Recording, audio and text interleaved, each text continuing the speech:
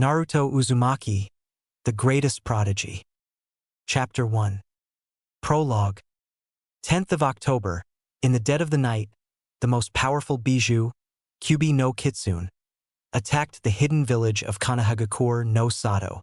Disaster struck as no one was able to stop the rampaging Bijou. Many shinobi lost their lives in the process while almost half of the village was destroyed. That was until one man, the fourth Hokage Minato Namikaze, placed his life on the line to defeat the Bijou and save his village. In the end, he was able to stop the Kyubi by sealing the Bijou in a newborn baby, his own son, Naruto Uzumaki Namikaze, making him the next Jinchuriki of said Bijou. Though this was at the cost of his and his wife's life, leaving the boy to be raised alone. 6 years later, the wind was blowing gently as a young boy sat atop the Hokage monument. His shoulder-length spiky blonde hair was blowing gently behind him, bangs covering the right side of his face as his bright blue eyes were shining from the sun's rays. His skin was fair and his most noticeable features were the 3 whisker markings on each cheek. His signature of being a Jinchuriki. He was wearing a navy blue long-sleeve t-shirt with gray pants that ended just above his ankles, blue shinobi sandals to add to it. This boy's name was Naruto Uzumaki, a 6-year-old and the Jinchuriki of the most powerful Bijou, the Kyubi no Kitsune. He was overlooking the village as he thought. He always did like to come up to this place to think and relax. It has always been a peaceful place for him. 2 weeks ago, the third Hokage told him that he has submitted his admissions form for joining the Ninja Academy, and now, from tomorrow on, he will be going to the academy to become a shinobi.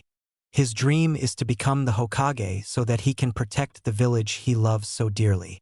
Along with his dream, he wishes to surpass the fourth Hokage and get acknowledged by everyone as someone important. He knows the villagers don't like him much for reasons unknown to him, and his Gigi also won't tell him. Every time he asks, the answer always remains the same. I will tell you when you are old enough to know the truth. He had already started his basic ninja training 2 years ago, and his Gigi has helped him with some basic taijutsu techniques. He is very good with shuriken jutsu and kunai throwing, as he had also trained his body quite well for speed and quick reflexes. From tomorrow on, he is going to take his first step towards his dream. He was still nervous just thinking about it. Normally he was very calm and insightful, it all starting from a young age, showing noticeable maturity and knowledge on how to deal with complex situations. At the same time, he is still a young boy, so it shouldn't come as a surprise to him to feel nervous. He lets out a sigh as he comes back from his thoughts. Blinking, he looks up, noticed that it was already dark as the sky was starting to fill with stars. He hadn't realized how long he had been sitting there. He was so lost in his confused thoughts that he didn't realize that a person was coming towards him from behind until the person spoke. "Ah, I knew I'd find you here, Naruto-kun." At hearing that voice, Naruto turned around and saw his surrogate grandfather, Sarutobi Hiruzen, the third Hokage of Konoha, standing with a kind smile. He was wearing his formal Hokage robes as his skin was light pale, gray hair slightly mussed. His face had wrinkles and liver spots, signifying his old age. "What are you doing here, Gigi? I thought you'd be busy with your paperwork," Naruto asked, surprised. On hearing about paperwork, Hiruzen's face twitches a little before he composed himself. "Don't talk about my paperwork, Naruto-kun. I swear it's a bane for all Kages." Naruto just shook his head and turned around, looking over the village again, seeing the streetlights starting to light up. Hiruzen walked over and stood beside him before asked with concern, "Is something on your mind, Naruto-kun?" Naruto knew that he could always talk about anything with his surrogate grandfather. He was always concerned about him and helped him whenever he was in need. He also took him out to Ichiraku's for ramen whenever he could. He always looked for Naruto's best. Most importantly, though, he is the only person he has in his life. Turning his face in Hiruzen's direction, Naruto replied, "I'm just a little nervous. Tomorrow is going to be my first day in the academy and first steps towards my dream. I am scared of failures." Listening to him, Hiruzen asked, "What is your dream, Naruto-kun?" Naruto was quiet for some time before answered him. I want to become a shinobi among shinobi, strongest of them all and surpass all the previous Hokages, becoming the strongest of them all. That is quite a big dream you have there, Naruto-kun, said Hiruzen, a gentle smile gracing his face. He knew that Naruto was a very talented kid, far more mature than the other kids his age. Hearing him say that he wanted to become Hokage, Hiruzen was happy for him. Why do you want to become the Hokage? I want to become the Hokage so that I can protect the village which the previous Hokages, along with many shinobi, have given their lives to protect. Then everyone will respect me and acknowledge me as someone, Naruto said, his voice firm and eyes determined. Hiruzen, hearing this from a 6-year-old boy and seeing the determination in his young eyes, was very impressed. To think that such a young boy can have a mind set like this at such a young age. At that moment, Hiruzen thought about the 4th Hokage Minato Namikaze, how proud he would be if he saw Naruto, his only son, and how well he is growing up as a person. Hiruzen knew that he was going to tell Naruto about his parents very soon. There was also the truth about the 9 tails being sealed inside of him. Sooner or later, he will have to tell him about everything. Getting out of his thoughts, he turned to his side with a big smile on his face. I'm impressed, Naruto-kun, you're only 6 and know what it takes to be a Hokage. You already possess the will of fire, Hiruzen said with pride, gentleness, and pride shining in his old eyes. Naruto looked confused, not understanding what his Gigi was trying to imply. The will of fire? What does that mean? Seeing his confused face, Hiruzen's smile turned small as he turned around and looked over his village. The village is a big family. In here, everyone is family. The desire to protect one's family builds thicker and stronger bonds between everyone in the village. That is what the will of fire means. That is the job of the Hokage and every shinobi of the village. It is why we protect each other and our home. Now you understand, Naruto-kun, what it means to be a shinobi and what it means to be the Hokage. Now understanding what it means to be a shinobi and what it means to be the Hokage, he smiles slightly. He looks over the village, seeing people walking the lightly lit streets, happily chatting with each other. Family, you always protect your family. Now, most importantly, realizing what the village means, he knew what he had to do in his life. Turning around to face the Hokage, Naruto said, I promise you, Gigi, that I will protect this peace. I will protect this village. I will do everything in my power to keep this place like this and protect my home. Should anyone try to harm it, whether they are my comrade, friend, even my family, I will show no mercy to them in defending it. I give you my word, Gigi, Naruto said, a strong conviction in his voice. Hiruzen's eyes were lightly wide as he was shocked at the words and promise Naruto made to him. You were meant for great things, Naruto-kun. I can see it just by looking at you, thought Hiruzen as his face mellows into a loving smile. Hiruzen patted Naruto's should. You will be a great shinobi and an even greater Hokage, Naruto-kun. I believe in you.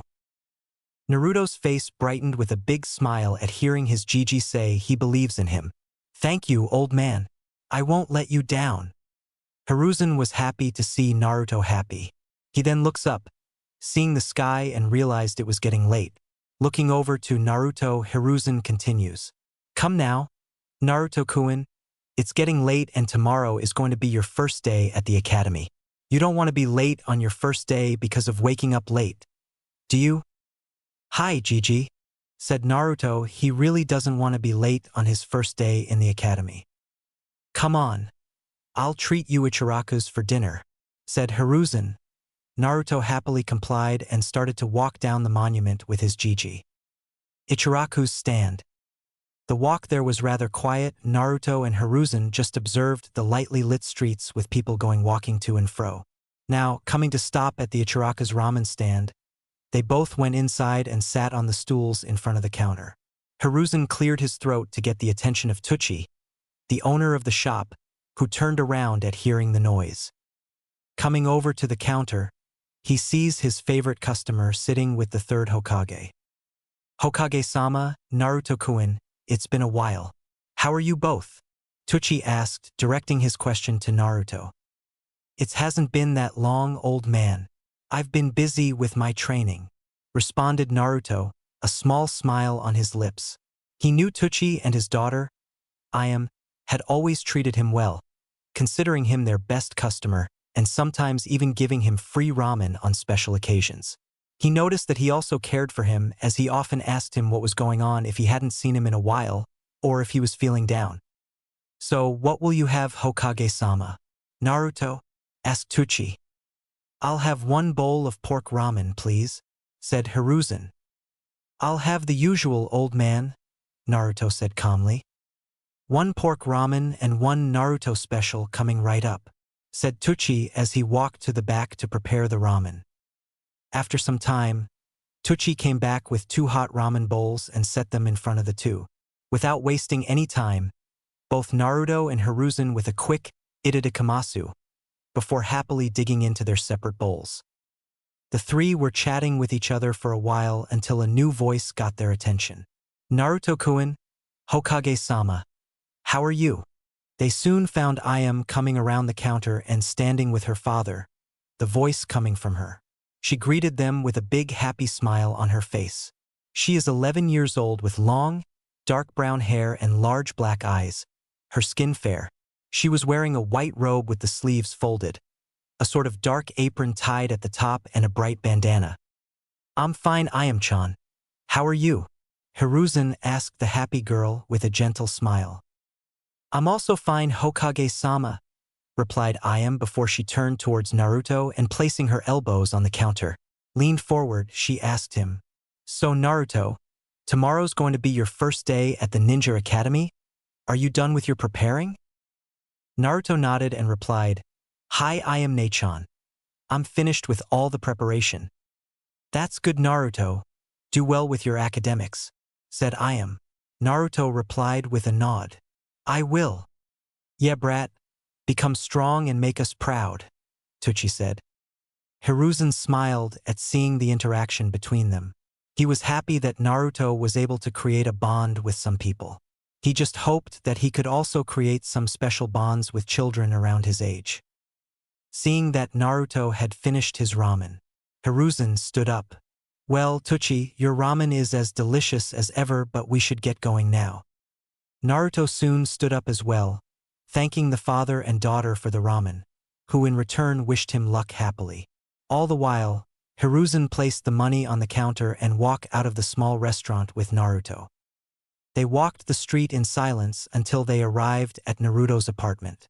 Well, Naruto-kun, get a good night's rest and don't be late tomorrow, alright? Hi, Gigi. I'll be on time, replied Naruto. Hiruzen nodded, satisfied, and said, I'll be going now. Good night, Naruto-kun. I'll see you tomorrow. Good night, Gigi, replied Naruto before Hiruzen left the apartment building. After that, Naruto went inside his small apartment, which was decent and clean, and went towards his bathroom to freshen up before getting changed for bed. After finishing getting ready, Naruto went to bed, setting up his alarm clock for 5 a.m. and went to sleep. The next morning, Naruto woke up from the sound of his alarm clock ringing. He looked at the clock and thought that he still had some time before the academy started. He decided to get ready and went towards the bathroom to finish his morning routine. After cleaning up, Naruto came out from the bathroom with a towel wrapped around his waist. He dried himself with another towel as he grabbed his clothes. He wore high-collar half-sleeve navy blue t-shirt with the Uzumaki clan symbol, black pants and ninja sandals with it. He looked at himself in the mirror, seeing he looked decent and attractive. He then decided to check the academy books that the third Hokage had bought him before placing them in his school bag. After he was done, he looked at the clock and noticed that he still had some time before he had to go to the academy. Seeing as he still had time left, he went into the kitchen to prepare himself some eggs and toasts with milk for breakfast. Preparing breakfast soon reminded him of the time Gigi had taught him how to cook. Finishing preparing his breakfast, he went towards his dining table to eat. While eating, he decided to read a book on sealing for beginners, which was given to him by the third Hokage when he showed his interest in the sealing arts. He really wanted to know more about the sealing arts after learning that the second and fourth Hokage were very good at that art. He hadn't started practicing making the seals yet. The Hokage had warned him not to practice seals alone until getting a good understanding of it, along with making his handwriting better. Finishing his breakfast, he placed the book aside and went to wash his dishes. Soon finishing, he looked at the clock again and noticed that it was finally almost time for the academy to start. He went over and picked up his bag, walked out of the house and locking the door behind him. He decided to roof jump, seeing at it would be faster than walking. He was soon jumping on the nearest building before jumping over to the next building, going progressively faster. Ninja Academy. 10 minutes later, Naruto arrived at the front gate of the academy. Without wasting any time, he went inside and noticed all the kids were around his age and standing in a group, facing the stage. Some academy teachers were standing around the stage, seemingly waiting for the third Hokage's arrival. He also noticed that behind the kids, parents and family members of the students stood calmly, some of the adults giving him dirty glares. He didn't pay them much mind as he walked to stand in the last line of the students in the back. A few minutes later, the third Hokage arrived in a shunshin and stood on the stage, gaining all the people's attention. Congratulations on your acceptance into the academy, everyone. From this day forth, do your best to reach your goals on becoming a shinobi of our village. You are all going to be the future of our village, so take your studies and training seriously. Do your best and good luck to you all. The Hokage finished his speech, a proud smile on his face. After the third Hokage finished his speech, all family members said their goodbyes before the teachers took the students away towards their classrooms. Arriving at the classroom, students took their seats and settles down. Naruto took a seat in the corner, near the window. Settling down, Naruto notices some of the girls were glancing at him. Naruto paid them no mind and looked ahead when the teacher opened the door and walked in. The teacher was an 18-year-old man of average height and build. He had brown hair that he kept up in a ponytail, dark brown eyes with a scar that ran across the bridge of his nose. He wore the standard Konoha shinobi outfit, complete with forehead protector, sandals, and a chunin flak jacket. His sleeves were also rolled up about halfway. He came to stand in front of the students and, after glancing over everyone, started with his introduction. Good morning, students. My name is Irika Umino. You will be calling me Irika-sensei from now on. Getting a chorus of "Hi Sensei," Irika continued. Very well then, we will start with the introductions first. Just telling us your name and dreams will be all right. He then pointed at the first row of students to start. As the class continued with the introduction, Naruto looked at everyone and noticed that there were a lot of clan kids. The Nara, Akamichi, Yamanaka, Aburame, and Uchiha, as well as some kids from civilian families. Seeing that it was now his turn for introduction, he stood up. My name is Naruto Uzumaki and my dream is to become the Hokage and protect the village hidden in the leaves.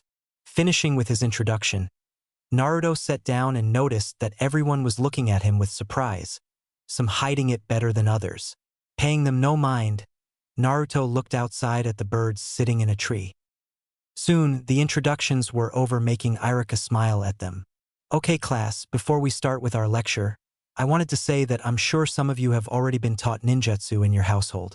Here at the academy though, you will also be trained in coordination and working together as a team when you are in a group. The fundamentals are very important, so make sure you learn them well. Now then, our first lecture is going to be on history, said Irika. The lecture went without any incident, though, throughout the lecture Irika was very impressed with Naruto as he was able to answer every question that he asked him. After a small break, Irika called for everyone's attention. Come on students, gather up in a line. We are going out for shuriken and kunai practice. Irika took all the students towards the academy training grounds. There, in the training grounds, were training posts for target practicing as well as a few buckets of shuriken and kunai. Irika took them there and showed them how to handle and throw kunai and shuriken. He told them to start practicing before going and standing on the sidelines, observing everyone. When he noticed Naruto, he was once again very impressed with Naruto's skills in. To think that he was throwing for kunai at the same time and hitting the center of the target every time. He decided to walk over to him for a small chat. Naruto was throwing kunai when Iruka showed up with a smile. "You are very skilled with kunai and shuriken throwing, Naruto." Naruto looks at him and replied, "Hi sensei, I have been training in my alone time." "Well, I must say Naruto, I'm impressed you're taking your training seriously at such a young age," said Iruka. Naruto just nodded with a small smile. "Well, Naruto, if you ever need any help, you can come to me, alright?" Iruka knew that Naruto didn't have many people in his life, and some of the villagers also didn't treat him well because of him being the Jinchuriki of the Nine Tails. Iruka never did hold any grudge against Naruto, as he knew the difference between the demon fox and Naruto. He knew that Naruto was the one who was keeping the fox at bay and protecting the village. He really wanted to help him because Iruka knew that Naruto was just a lonely kid who didn't have many people to support him. Iruka himself had lost his parents in the Nine Tails attack, so he could understand him a little. Naruto nodded and smiles again. "Hi sensei, I will." "Thank you," replied Naruto. He was happy that his sensei is willing to help him and was not like some of the other villagers. Iruka just smiled and nodded before going to observe the other students, helping some who were having a problem doing it properly. After about 30 minutes, Iruka gathered all students around in a big circle and said, "It's time for taijutsu lessons. Before that though, is there anyone who's up for a spar?" After a few seconds, one of the students walked forward and stepped into the middle of the circle with his arms crossed and an arrogant smirk on his face. Seeing that Iruka need one more student for the match to start but no one was volunteering, he decided to choose himself. He looked over everyone before deciding to call on Naruto. "Come on Naruto, you're up." Naruto walked forward, stepping into the circle. He came face to face with his opponent, his face relaxed as the rest of his body. The other kid looks him over with arrogant eyes. "You should give up, Blondie, you don't stand a chance against an Uchiha. You won't be able to touch me." Naruto looked at him from head to toe and then he looked at Iruka, wondering when he was going to start the match. Seeing his look, Iruka sighed. "Okay, both of you, before we start the spar, you both need to make a proper confrontation with your dominant hand before you two begin. It's proper edicts dash." The Uchiha kid interrupted Iruka's speech rudely. "Come on sensei, just start the match already so I can show him his place," trying to act cool in front of everyone. Iruka sighed frustratingly. "Enough Uchiha-san. Shinobi hand-to-hand combat is a tradition passed down from generation to generation. You might think it's stupid to act formal, but here at the academy, we have respect for tradition." Then Iruka showed them the proper sign. First, you have to make sure you face your opponent and point one hand at him. It signifies the first half of making jutsu seals with both hands, and it shows your willingness to fight. This is full etiquette of the shinobi pair sparring. Iruka explained. Naruto and the Uchiha both nodded. Both the children made the proper one-hand seal in front of each other. Seeing this, Iruka started. "Both fighters ready?" Seeing them nod, Iruka continued. "Hajime." The Uchiha wasting no time, running towards Naruto with a punch aimed at his face. Naruto just stood there waiting for him. When the Uchiha came near Naruto, he grabbed his wrist and flipped him on his back, holding his arm. His head rested on Naruto's feet. "The match is over," Iruka said, shock present in his voice. He was surprised at how quickly Naruto had finished the fight. All the other students were also looking at him in amazement and shock. Some of the girls even had hearts in their eyes as they cheered for him. "Wow, Naruto-kun is so strong. He's so cool. Go, Naruto-kun." The girls cheered for him loudly. The Uchiha, coming out of his shock, stood slowly and glared at Naruto. Iruka, seeing this, came between them. "Good match you two. Now both of you offer each other the seal of reconciliation." Both of the boys crossed their middle and index finger with each other as a reconciliation seal, the Uchiha looking like he swallowed a lemon all the way. The rest of the day went uneventfully at the academy. As the academy ended, Naruto decided to head towards the Hokage Tower to visit the third Hokage. Hokage Tower. Arriving at the Hokage Tower, Naruto went up the stairs, soon coming to a stop at the Hokage's door. Naruto knocked on the door a couple of times before the Hokage's voice came from the other side. "Come in." Naruto opened the door and stepped inside. Hiruzen looked up from his paperwork, smiling at seeing Naruto. "Naruto-kun, how was your day at the academy?" Naruto closed the door behind him before speaking. "Gigi, can you teach me some jutsu?"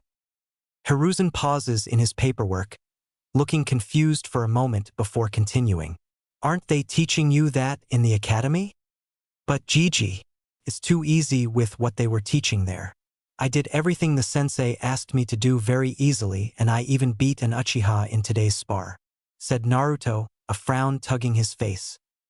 Hiruzen listened to him before he smiled proudly at him. He stood up from his seat and walked up to him, patted him on the head.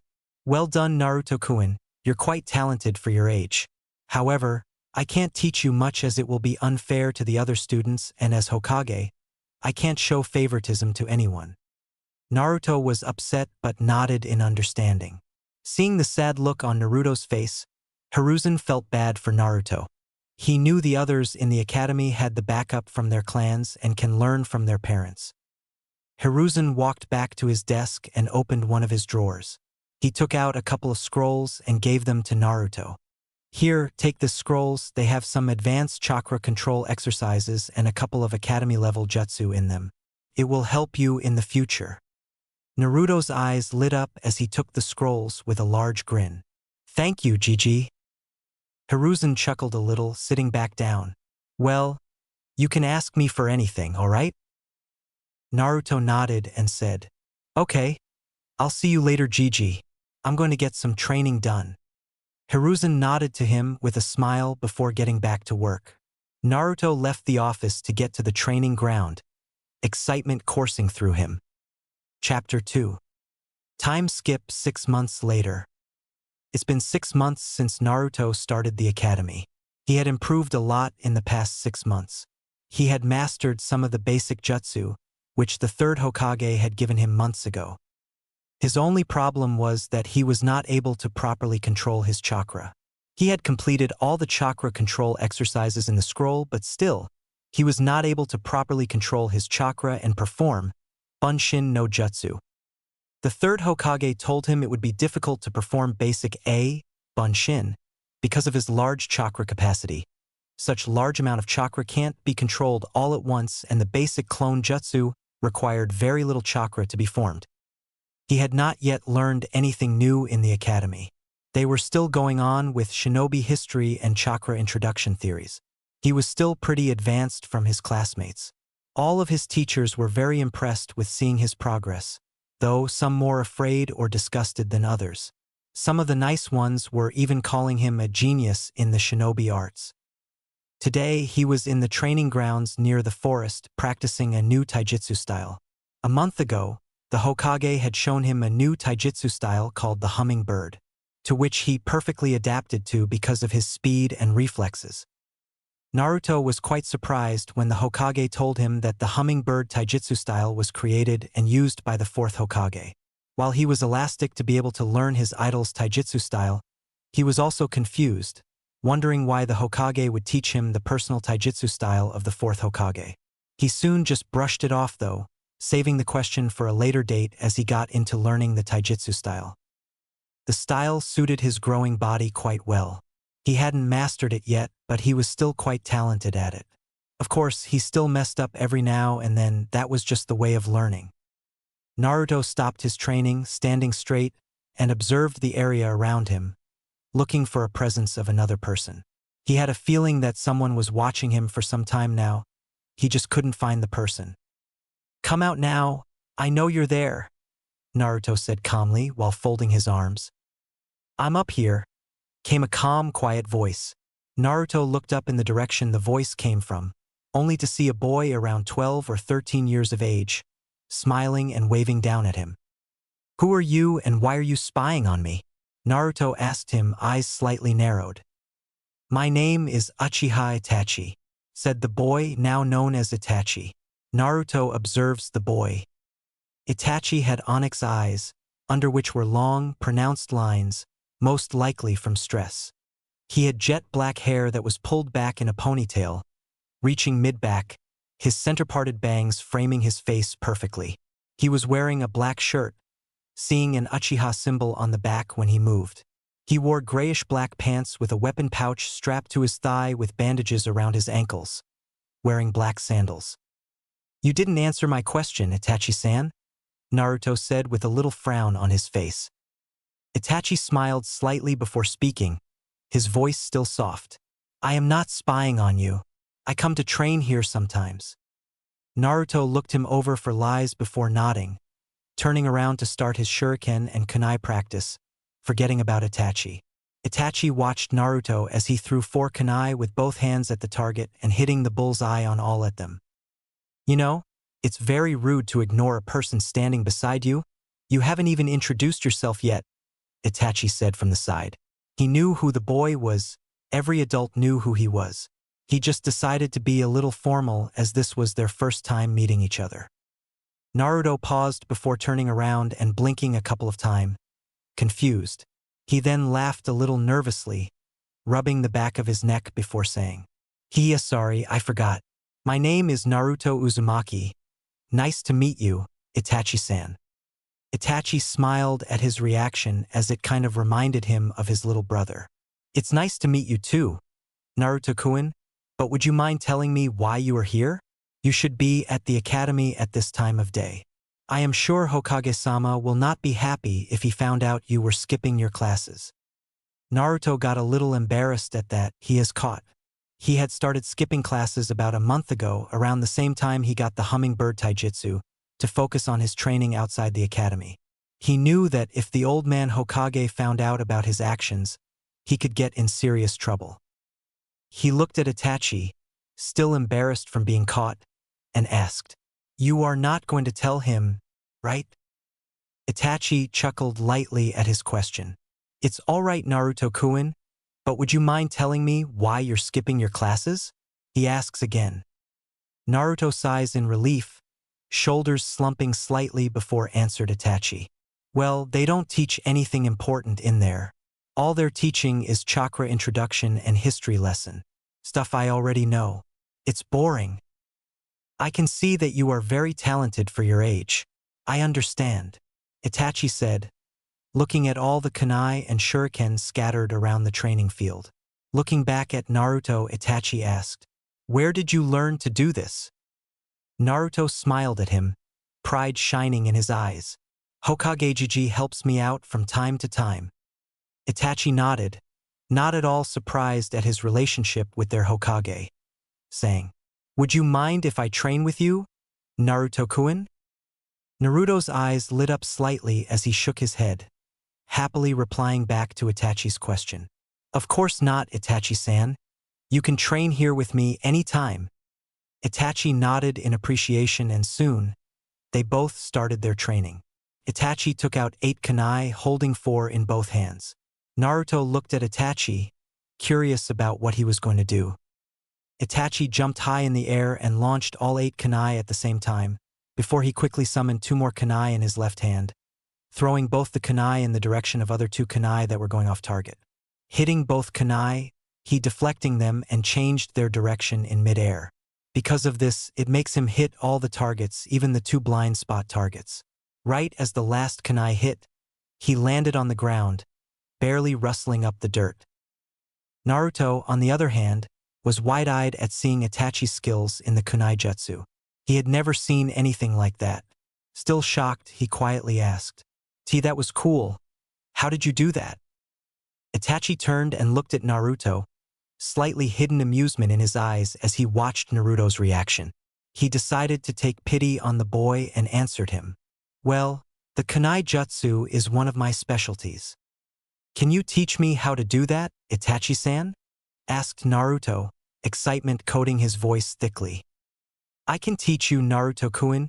You just have to keep practicing and improve your aiming," Itachi said as he relaxes his stance. Standing up straight again, he gives a small smile to Naruto before his face relaxes. Naruto nodded at him, still very excited. He always did love learning new things. Itachi then showed him how to hold kunai in both of his hands, telling Naruto to give it a try, which he did moments later. Naruto tried to do what Itachi did, but it came back as a failure. He tried it a few more times but couldn't hit the kunai in midair to change their direction. He was starting to get a little frustrated by his failure. Itachi, seeing this, shook his head and spoke up. "You will get it in time, Naruto-kun, you just have to keep practicing it. Mainly your aim, as that seems to be your main problem." Naruto sighed and nodded at Itachi. He knew that Itachi was right, but he was still a little disappointed that he couldn't do it after so many tries. He then started again, now determined to fully learn the move. After some more trying, Naruto slowly started to improve bit by bit.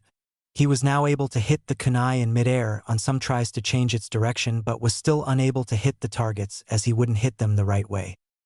Itachi, who was observing Naruto from the side, was quite impressed with Naruto's progress. It kind of reminded him of himself. Though, seeing that Naruto was starting to get tired, he interrupted him from trying to do it again. "I think that is enough for today, Naruto-kun. You should rest now." Naruto freezes before relaxing and nodding to Itachi, agreeing with him as he was started to slow down. Once he put his kunai back in his holster, he walked up to Itachi and sat down on the log next to him, resting up a bit. Itachi, too, sat down next to Naruto, quietly speaking to him. "You did well today. I didn't expect for you to improve this much." Naruto smiled at the compliment before responding. "Thank you, Itachi-san, for teaching me your kunai technique to me. It is quite all right, Naruto-kun. I am glad to see you getting the hang of it so quickly." Itachi was quite happy that he has finally met Naruto. He really wanted to meet the boy for a very long time now. He was first curious about him as the adults always spoke badly of him. His curiosity soon turned into warmth once he finally met him. He got the little brother feel from Naruto. Itachi also knew who Naruto's parents were. His mother, Makoto, was best friends with Naruto's parents, Kushina Uzumaki and Minato Namikaze, the fourth Hokage. He himself was quite close to Naruto's parents before they passed. Kushina was his godmother.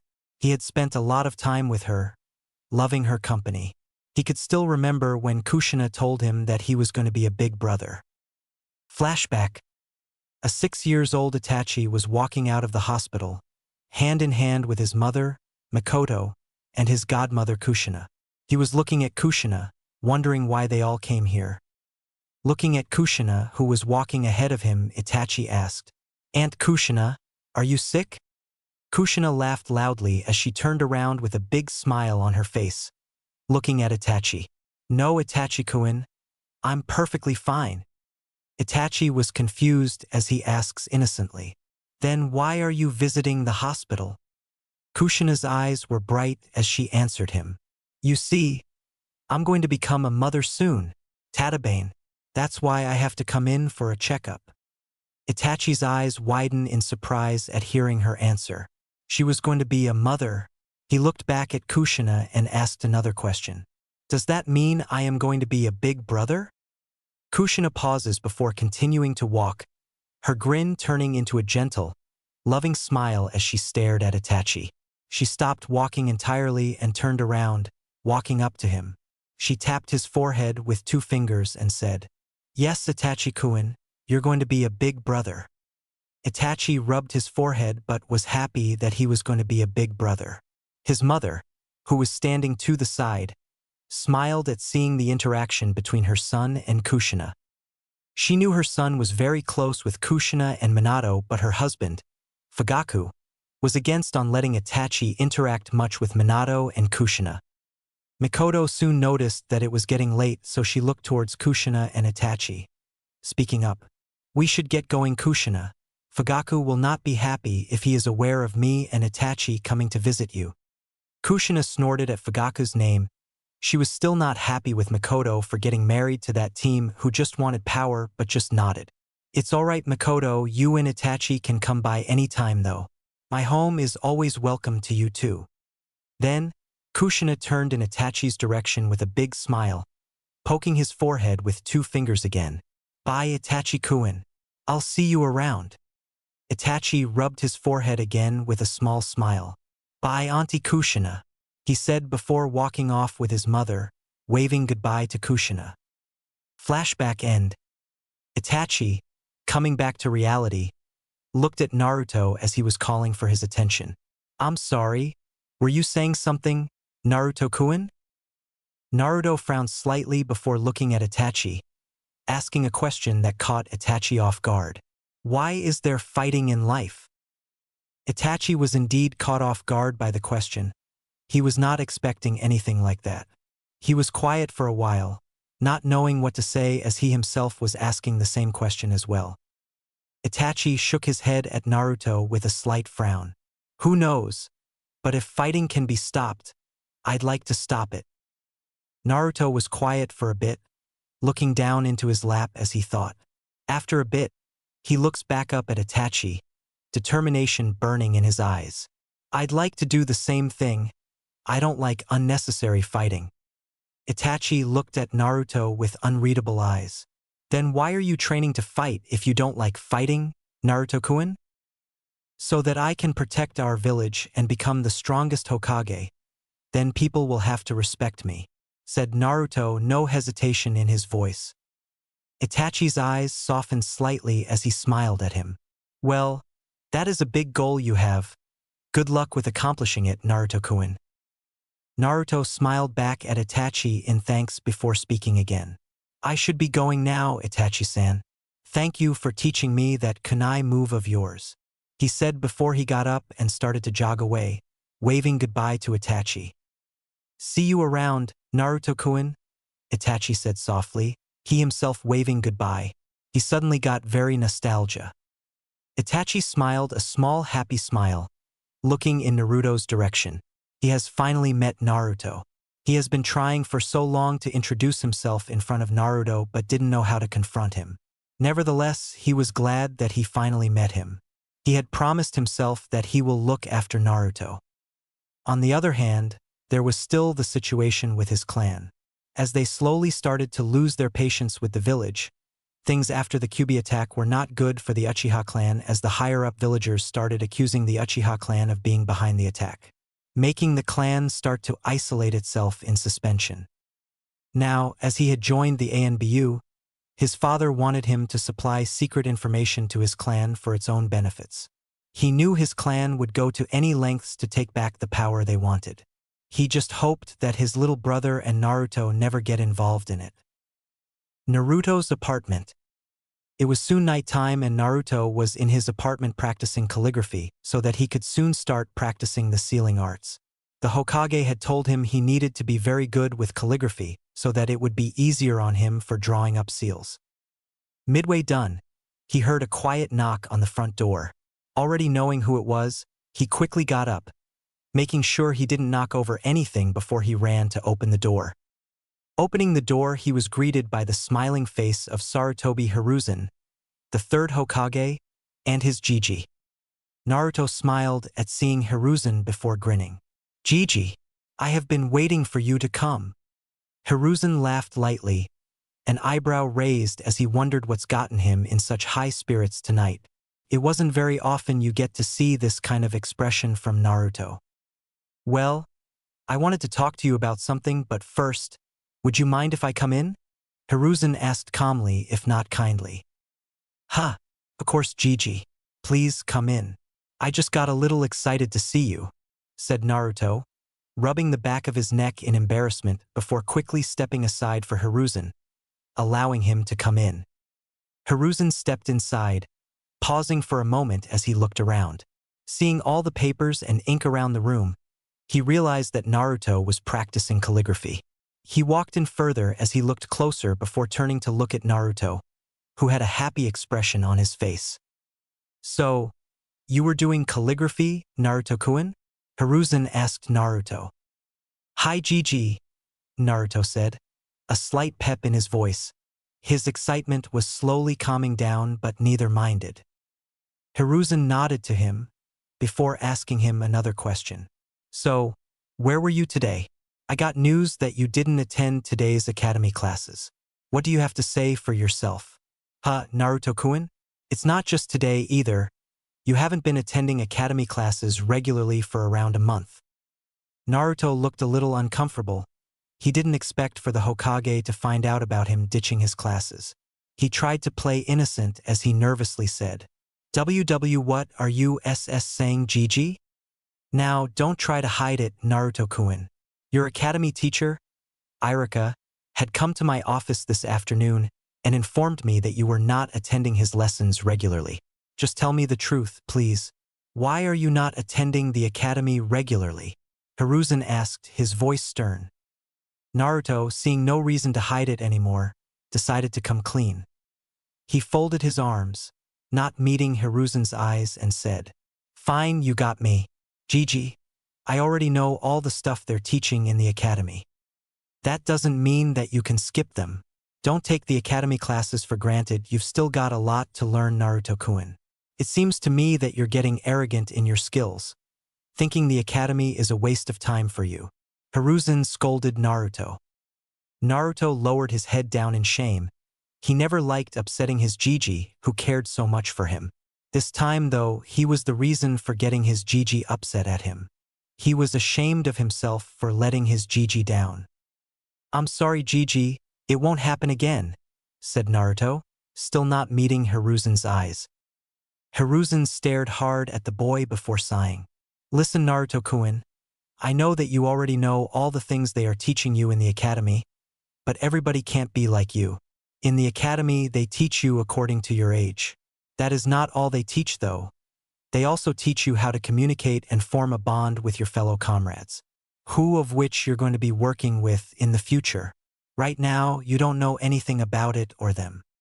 Naruto nodded slowly, head still bent. I understand, Gigi. I promise I won't do anything to upset you. I will attend my classes regularly from now on. Hiruzen relaxes slightly and smiled at Naruto, satisfied now that Naruto understood the importance of basics. I am glad that you understood this, Naruto-kun, but would you mind telling me what you were doing when you were not attending classes? Naruto was happy that his Gigi had forgiven him, so when he went to speak again, he looks up at him, meeting Hiruzen's eyes. I was training during that time, Gigi. I even met someone today at the training grounds while training. He was pretty cool and strong. At this, Hiruzen had his full attention towards what Naruto was saying. He had to know who this person was and whether he was friend or foe for Naruto. Who did you meet, Naruto-kun? He was from the Uchiha clan. I think his name was Itachi Uchiha. He was pretty strong and he even taught me some awesome kunai moves, Naruto said, a small excited smile gracing his face. Hiruzen relaxed at hearing Itachi's name as he knew that Itachi was close to Naruto's parents, thus making him care for Naruto very much. He was nothing like the others in the village. Ah, yes, Itachi. He is a very talented boy and is quite strong too. He even graduated from the academy at the age of 7, being considered a prodigy among our shinobi. He recently joined Umbu, the youngest to ever achieve the ranks of Umbu. Naruto's eyes were wide at the information his Gigi was giving him. He was pretty sure he wasn't supposed to know of Itachi's rank in statues. Graduating from the academy at the young age of 7, and being the youngest Umbu operative. He was impressed. Faintly, he wondered if he too could graduate at the age of 7. He then quietly mutters to himself, Wow, Itachi-san is really strong. Hiruzen, at hearing him, smiled before saying, Yes, he is. You're also very talented, Naruto-kun. I'm sure you will also achieve great things if you train hard enough. You know me, Gigi.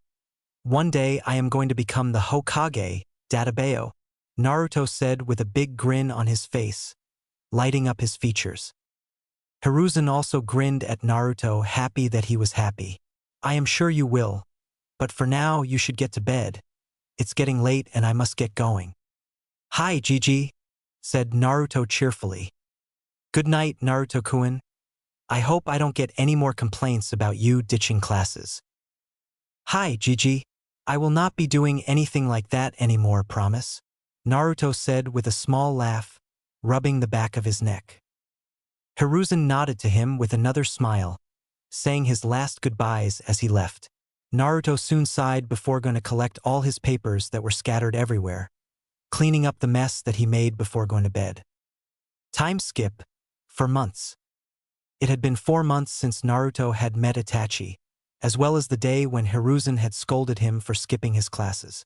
On the next day, he came to class where he got scolded again by Irika for doing something like that. He apologized to Irika and told him that he won't do it again in the future. He had kept his promise. He also met Itachi next time when he went there for training. They soon started a training schedule. Day by day, his relationship with Itachi had grown. He even started calling him Itachi-ni-san, and Itachi was more than happy in allowing Naruto to call him Ni-san. Now, he was sitting in class listening to Irika, who was teaching a history lesson. Naruto was not paying much attention to him as he already started reading history books from his Gigi's personal library. Though, when Irika mentioned the name Minato Namikaze, the 4th Hokage, he started paying full attention to Irika. He wanted to know about the man. As Irika started telling the students about the 4th Hokage, Naruto was amazed. He never knew that Minato was considered the fastest shinobi to ever live and one of the most powerful men to ever walk the elemental nations. His achievements and his role in the Third Great Ninja War amazing him even more. Naruto was amazed, though hiding it well as he thought about the man and his achievements, how powerful his idol must be. Soon, Irika went on about how on the 10th of October, the Kyuubi attacked the village and how no one was able to stop it until the 4th Hokage arrived on the battlefield to face of the Kyuubi, sacrificing his life to defeat and kill the said Bijou. Naruto was confused by the story, not understanding one bit as he had read the book on the 1st Hokage's history and his fight with the Kyuubi and Madara Uchiha at the Valley of the End. It was written in the book that the Bijou can't be killed. He raised his hand to get Irika's attention, curious. Irika, at seeing Naruto's raised his arm, motions for him to speak. Yes, Naruto? Do you have a question? Hi, Irika-sensei, Naruto said, standing up. What it is? Irika asks. Irika-sensei, you said that the 4th Hokage killed the Kyuubi by sacrificing his life, but how is that possible?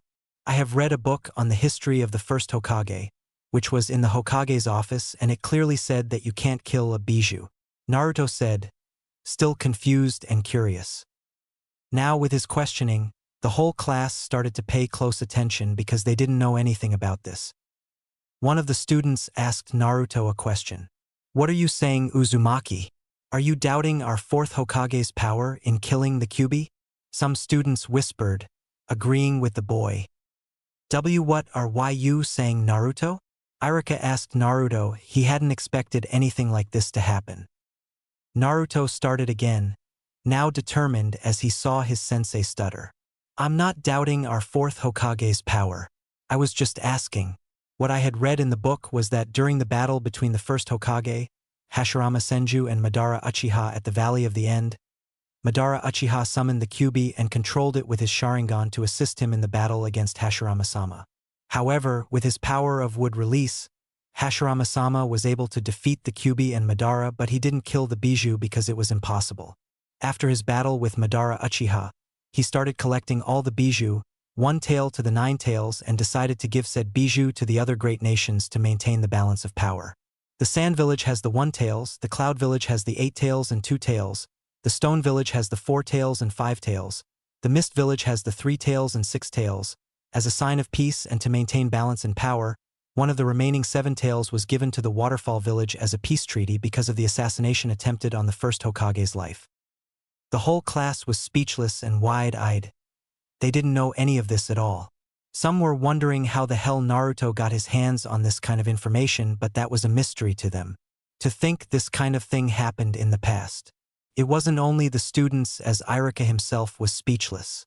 He didn't expect any of this, but he listened to Naruto as he continued. What I don't understand is that there was no mention of the Kyuubi in the book at all.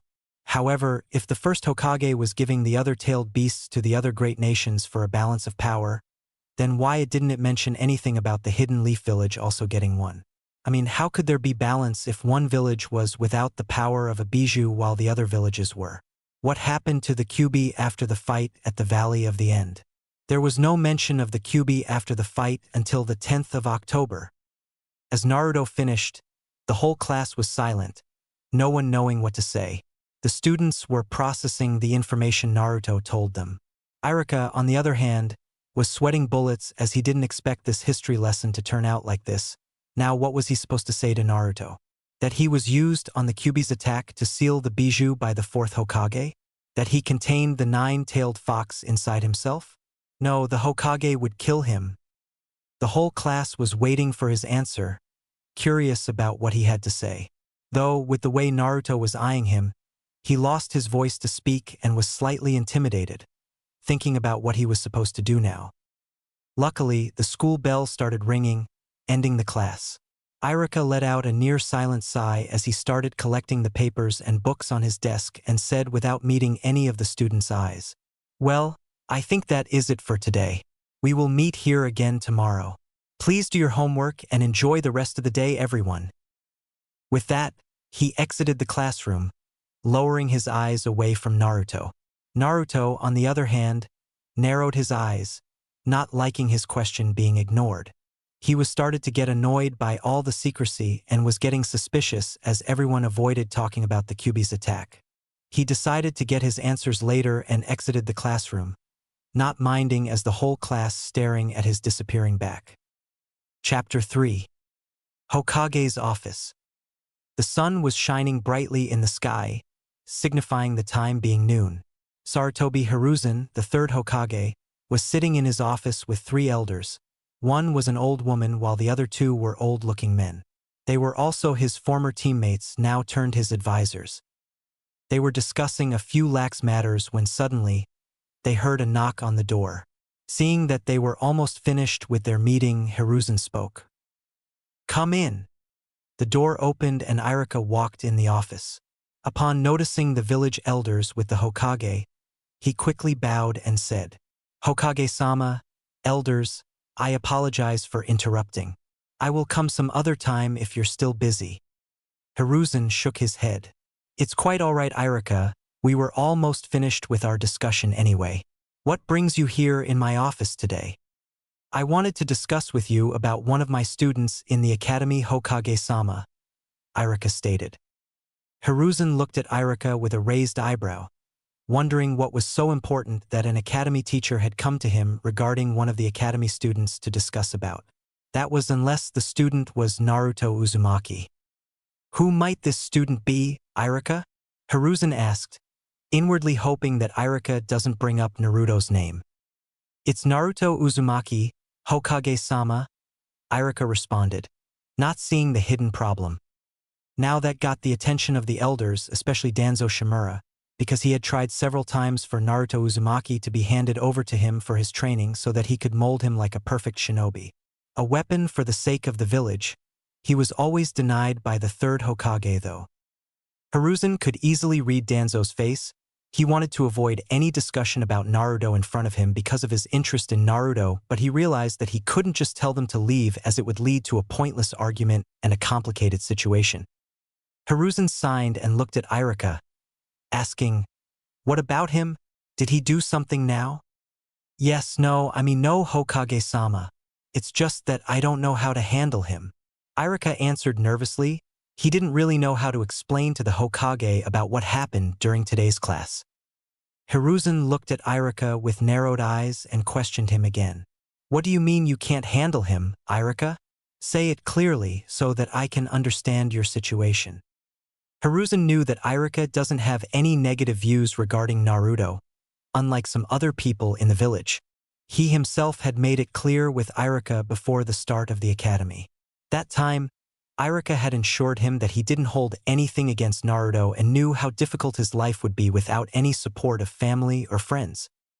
He couldn't understand now what could be the problem with Iruka, unless it has to be something else.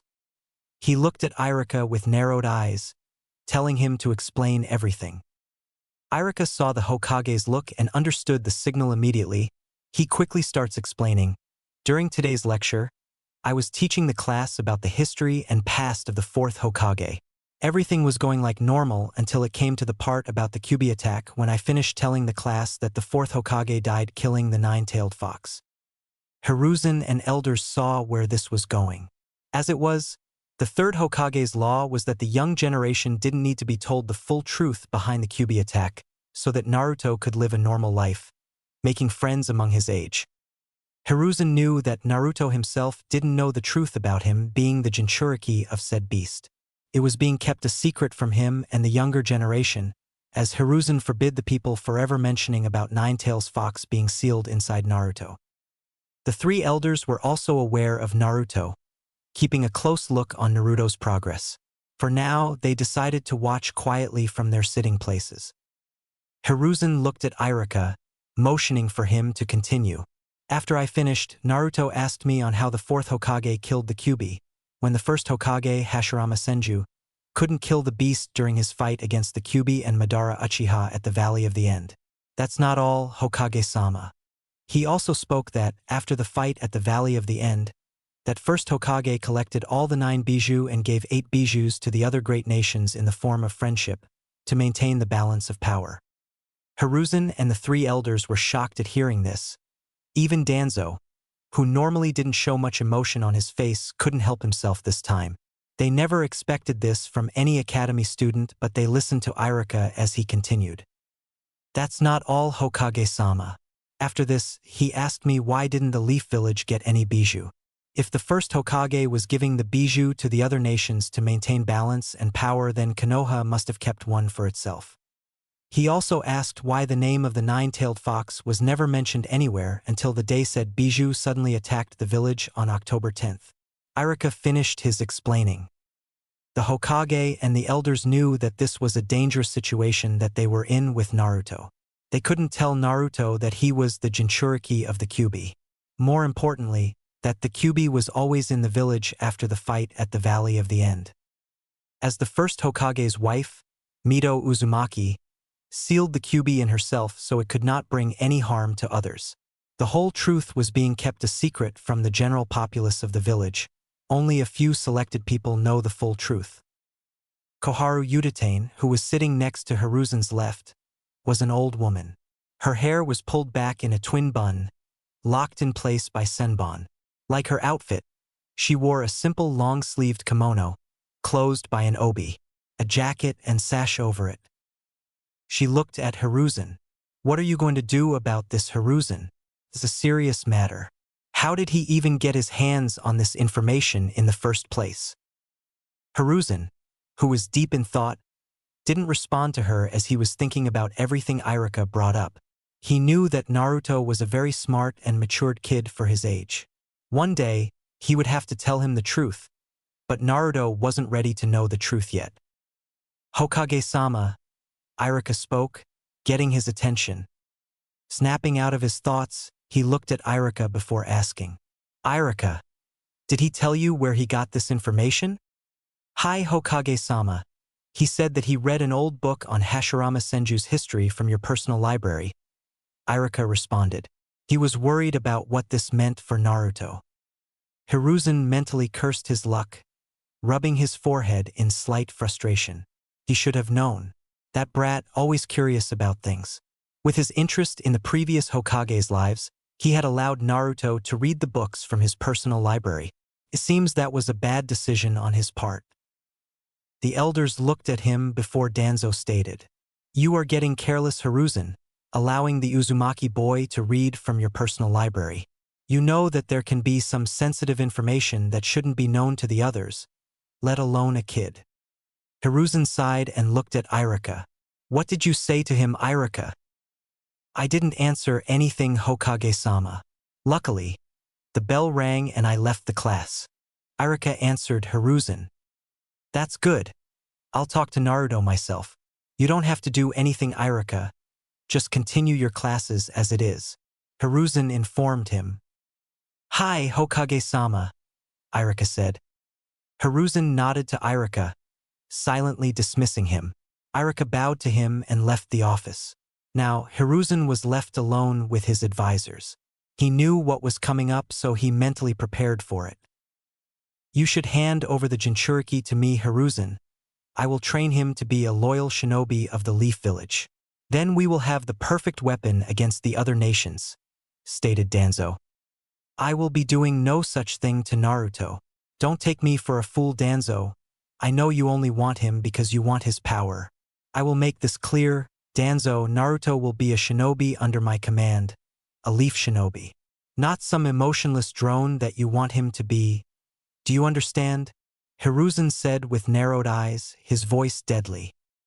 It would be the best option, in my opinion, letting Danzo take care of Naruto. Hiruzen spoke Hamura, who was quiet until now. Koharu also nodded, agreeing with him. I didn't ask for any of your opinions on the matter. You three are only here for advising me, not to command me. This conversation is over. Dismissed. Hiruzen stated with a commanding tone. They tried to argue with him, but Hiruzen didn't listen to them. I said dismissed. I have work to do, Hiruzen stated angrily, as he was starting to lose his patience with them. The elders left quickly after that, knowing that they couldn't argue with him now. Danzo was gritting his teeth as he was once again denied by the Hokage for taking Naruto under his command. He believed that Naruto should be trained to become a weapon for the village for their safety and power.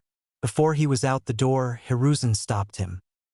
Danzo, get this through your head. If you make any kind of move on Naruto or try to make contact with him, I will execute you. Understood? He warned Danzo. Danzo tightened his fists but nodded.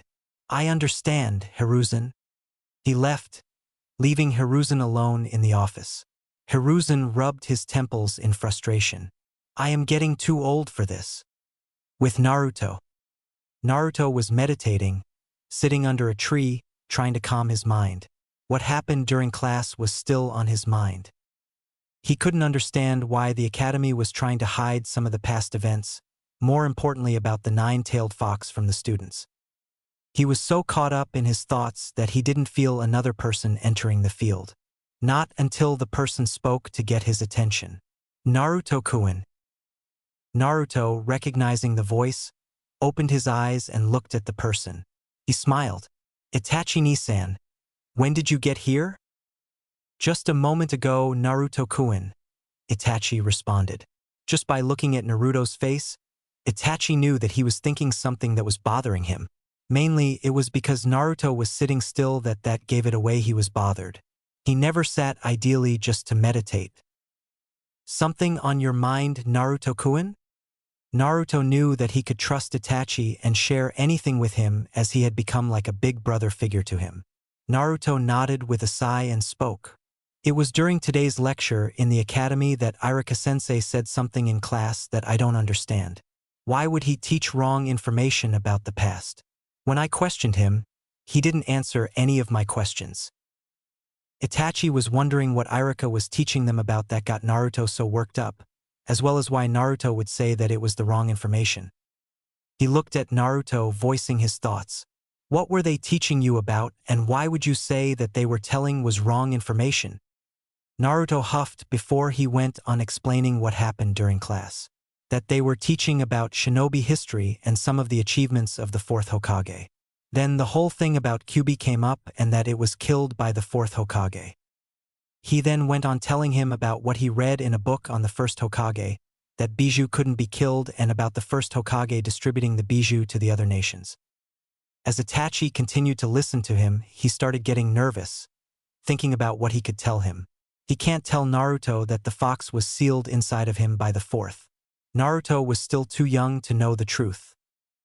He also knew that Naruto was very smart, so if he was told anything about the Kyuubi attack, because if anything caught Naruto's attention, there was no stopping Naruto from asking questions until he was satisfied.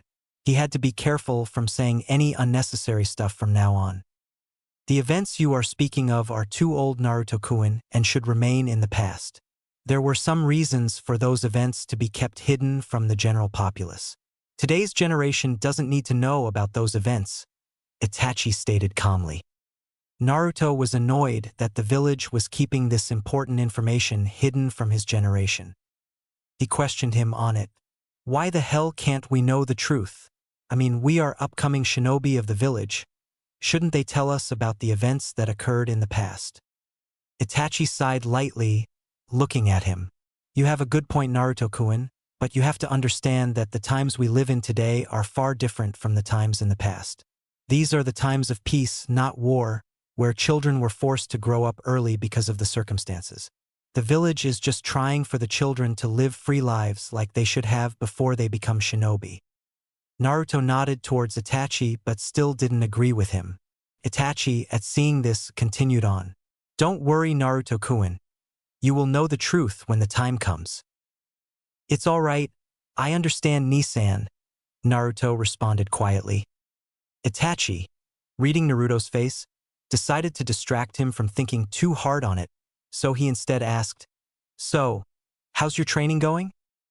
Naruto looked back up at him and answered, It's going all right, I think, but I'm still having problems with the clone technique.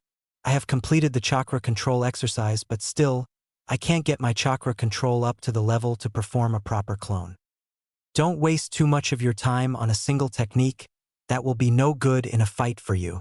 It requires very little chakra concentration to do the technique. You, on the other hand, have too much chakra for a technique like that, Itachi stated. What do you mean, Nisan? It is one of the 3 techniques you have to know to pass the academy. Isn't it? Naruto asked, not fully understanding what Itachi was trying to say. The normal clone jutsu can easily be identified by the opponent. It will be no good in a real fight, so don't waste your time on it. Itachi responded to him. Naruto wondered. But it's still one of the 3 techniques to graduate the academy. If I don't learn the clone jutsu, how am I going to pass the academy? Itachi calmly responded back. Because I'm going to teach you a different and more advanced version of a clone jutsu. What jutsu you're going to teach me? Naruto asked eagerly, leaning in slightly.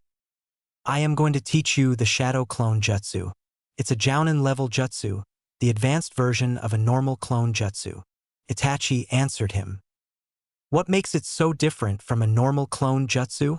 Questioned Naruto.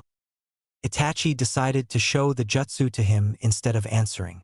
He performed necessary hand seals to concentrate his chakra into before he called the jutsu name. Shadow clone jutsu. He created 4 identical clones of himself before looking back at Naruto. He then starts explaining. You see, Naruto-kun, it's called the shadow clone jutsu, and it's not some kind of illusion. It's an actual replica of myself that I created by distributing my chakra equally among the others. They can even be used in combat as they can perform jutsu, which gives you an advantage in a fight. Your opponent will have a hard time identifying the real one among the clones, which will confuse them. Even with the Byakugan and Sharingan, it is impossible to identify the real one. It has many more advantages though, not just what I have listed. Naruto nodded in understanding. He was amazed by the jutsu, which seems to make a replica of you, being able to do whatever you could do. Itachi then showed Naruto the hand signs for the jutsu, explaining how it works. When you perform the jutsu, you make the necessary hand signs and concentrate your chakra in your body to split the chakra equally among your clones. The more chakra you use, the stronger your jutsu will be, but keep in mind that the clones will dispel by 1 or 2 solid hits in a fight.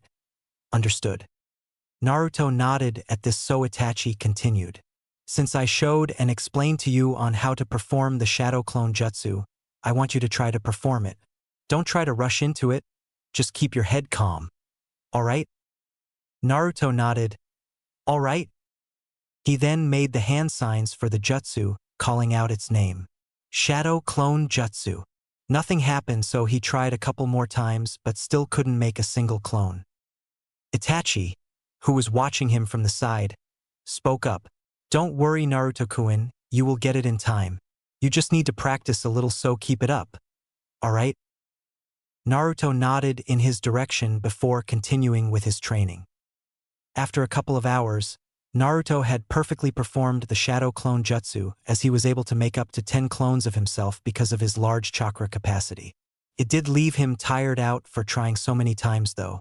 Right now, he was looking at his clones with a satisfied look on his face, happy for learning such a high-level technique. Itachi, who was watching him from the side still, was also very satisfied with his progress. He was quite surprised by how fast Naruto was able to master the technique. He really didn't expect him to learn it so fast. Itachi commented Naruto with a small smile. "You did well, Naruto-kun. I didn't expect you to learn it so quickly." "Thanks, Nisan." Naruto responded to his compliment. "You still have to keep practicing the jutsu until you can make the number of clones you want. You're still wasting your chakra unnecessarily if you're not in control of your jutsu. Alright?" stated Itachi. Naruto replied with a simple "hi." "For now, I want one of your clones to go with my clone into the forest. Then we'll see what happens." He then made a single clone of himself. Itachi's clone then took one of Naruto's clones into the forest with him. Naruto, on the other hand, was unable to understand what Itachi was trying to accomplish by doing that. He dispelled his other clones and decided to watch what happens quietly. After a couple of minutes, Itachi looked at Naruto's shocked face, still not knowing what happened in the forest but realized a moment later of what transpired. "Do you know what happened in the forest?" Naruto was still in shock, but he still replied, "Your clone killed my clone by stabbing him with a kunai." Itachi nodded at his answer before Naruto came to the realization. "Wait a minute. How do I know what happened in the forest with the clone? It was like I was there experiencing myself being stabbed by a kunai," he asked in confusion, not understanding how it was possible. Itachi, seeing his confused face, started explaining it to him. "It is one of the advantages you get from using the shadow clones. When my clone stabbed your clone in the back, it was dispelled, transferring all of its memories back to the original. That is why you know what happened back there.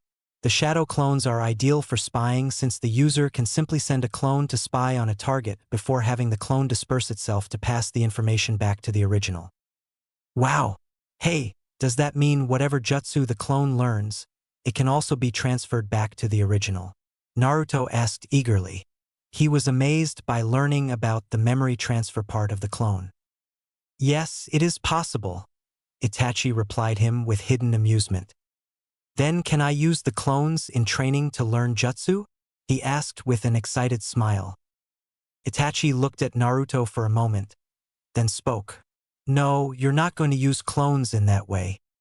"Huh? But why?" Naruto asked, dropping the smile on his face.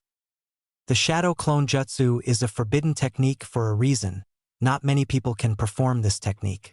You're only able to perform the jutsu without killing yourself because of your large chakra reserves," stated Itachi. Naruto still couldn't understand what Itachi was trying to say, so he asked, "But you said it yourself, I have a large chakra capacity, so it would be helpful for me if I used the clones for training." "You have to understand, Naruto-kun, your chakra coils and body are still in the development phase. All the clones' memories can put too much of stress on your mind. It can hinder your development and can affect your body in a negative way. Maybe in time you can use the clones for a training purpose when your chakra coils are fully developed, but not now," he answered Naruto calmly. "Alright, I understand, Nisan." Naruto nodded in understanding, still a little disgruntled. "Don't worry, Naruto-kun, you're progressing very quickly.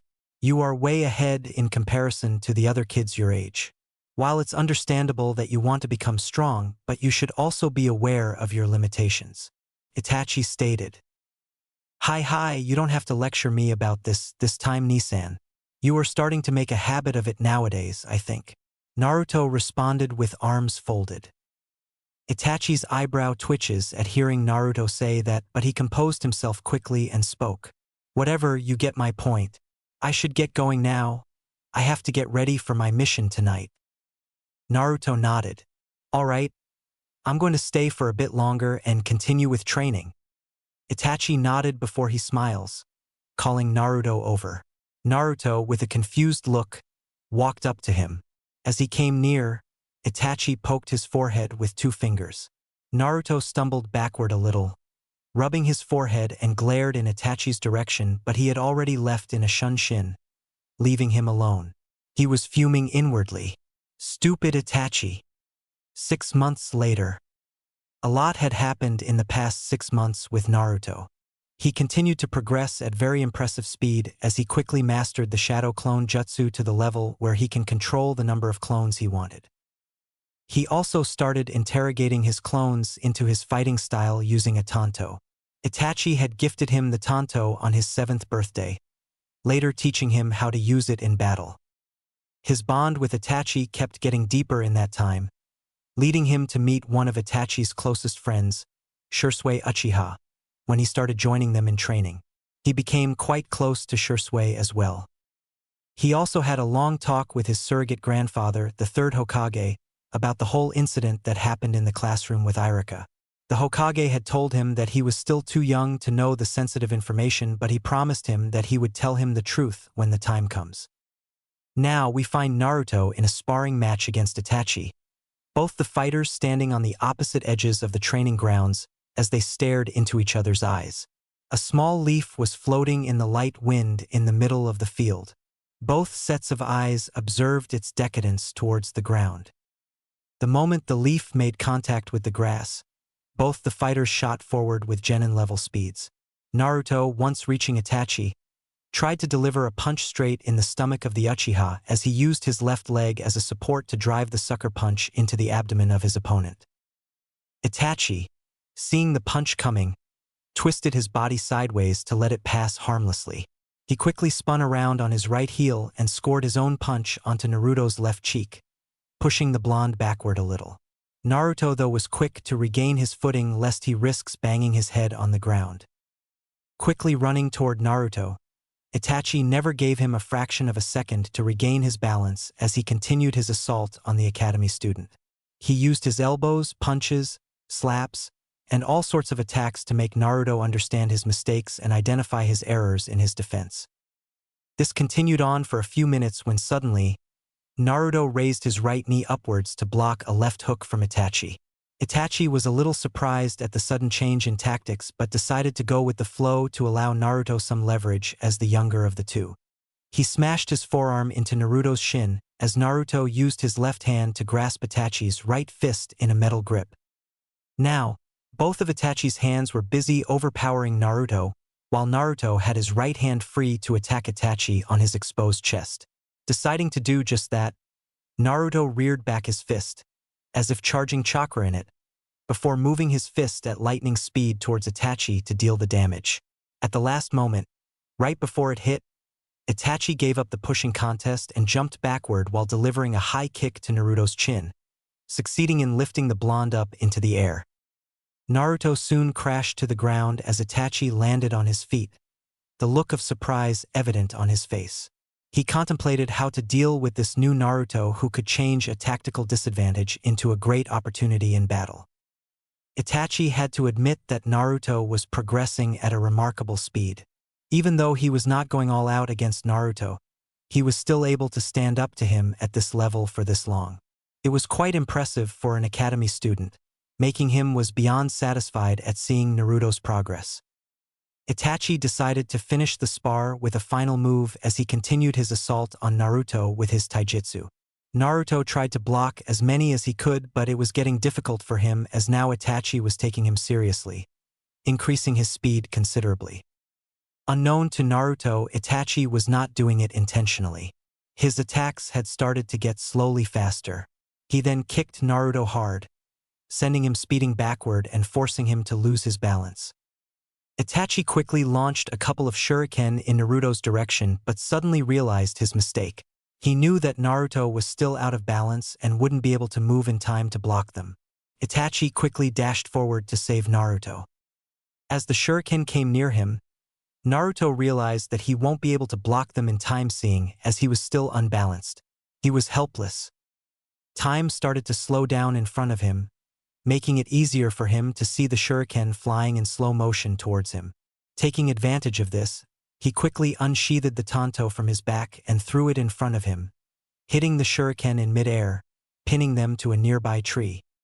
When Itachi got to him, he gets the shock of his lifetime as instead of Naruto's normally blue eyes, they were red-colored eyes with 2 tomo in his left eye and a single tomo in his right eye. What the? He couldn't believe what he was seeing.